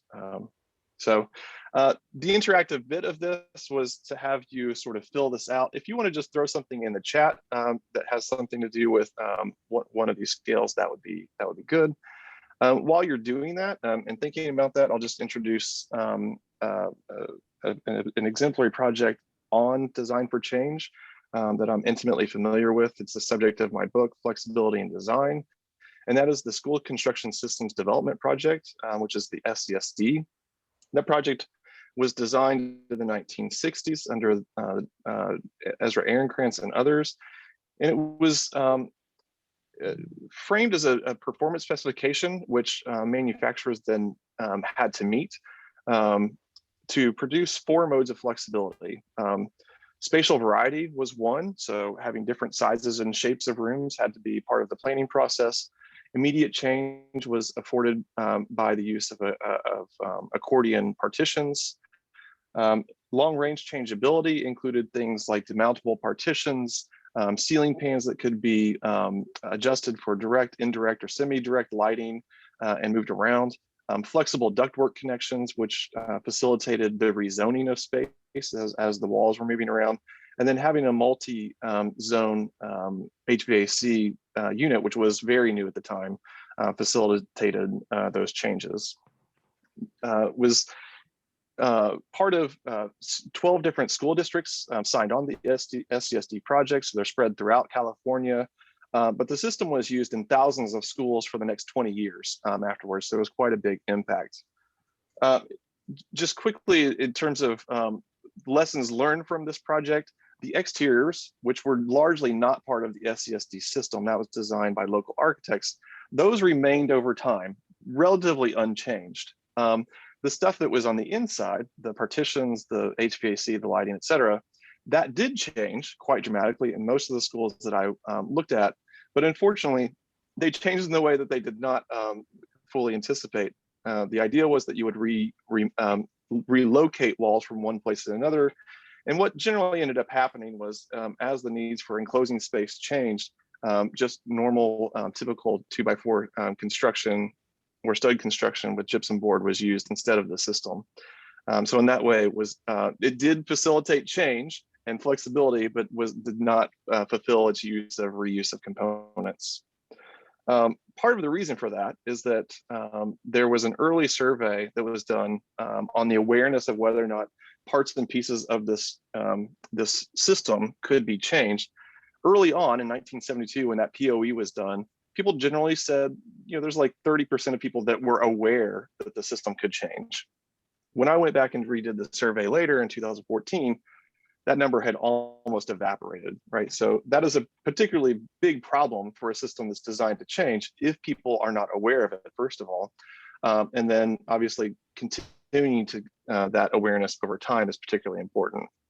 So the takeaway from this SCSD project, this is taking a dissertation and putting it in 5 minutes, is that the boundary was constructed, the design problem was constructed principally around the technical problems of creating the system, making sure that you had a cost-benefit evaluation that made sense, that there was quality control, that there was a good product lifespan, component compatibility between the systems, and it was using a performance specification. That's where they kind of drew the boundary. As I just mentioned, it was that social side of this technical development that really was the downfall of the reuse of the system. There was not an awareness of the users about how it would change over time, why it would change over time. There was no training of the teachers why you would want to change the walls around.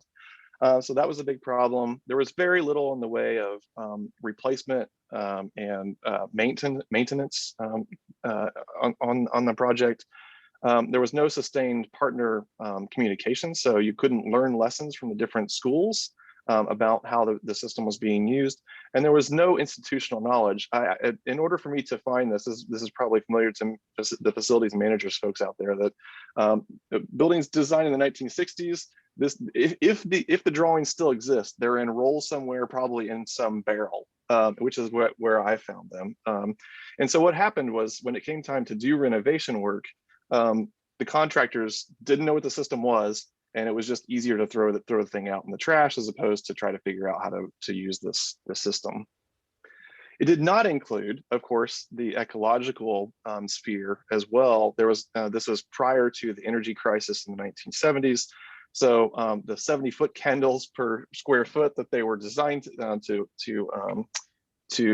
provide within the classroom spaces, the codes, of course, have now dropped that down to 30 or 40-foot candles. So there was a big change there, which necessitated essentially tearing out all of the electrical lighting from the original project. So again, I was going to go back to that. I'm going to quickly wrap up here and just suggest one more possible and fruitful way of thinking about design for change. And that is to consider those forces of change, right, that I had highlighted at the very beginning. If you're going through that original matrix of scales and forces and all that, is to really know why you are designing for change. That is a really critical piece that often gets overlooked in design offices. It's like, oh, we're putting in garage doors in classrooms, and that's just the cool thing that people are doing, without really questioning why in the world we're doing that. And so having that why is critically important.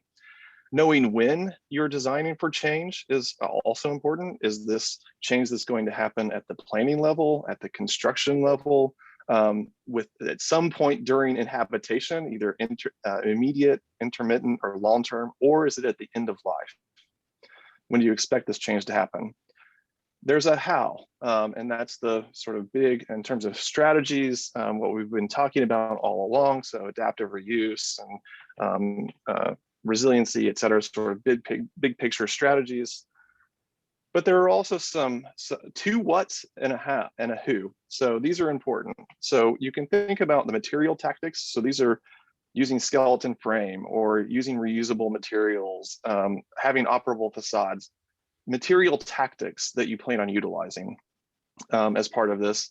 On the opposite side is the social tactics. Is there a material exchange? Is there a communication forum? Is there institutional knowledge portal, et cetera, education and training? Those two things go hand in hand. And if you don't have both, it probably will not work well. It's also critically important to consider who is responsible for the change. It might be planners in the beginning, architects, might be the facilities managers or operations staff, or even the inhabitants in case of accordion partitions and windows and that kind of thing. Or it could be controlled by a building automation system. So I'm not going to go through this too far, but as an example, you can connect the who's and the what's and the whys in any order, right? You can pick a technology and work your way back to a why, but the important thing here is to make sure that you're connecting the dots between who is responsible for the change, what kind of tactics you're going to be using, when that change is supposed to occur, and why you are designing this thing in the first place to accommodate this change. So that is it. There are a few resources here that I will try to post in the chat. And let's see if this will work.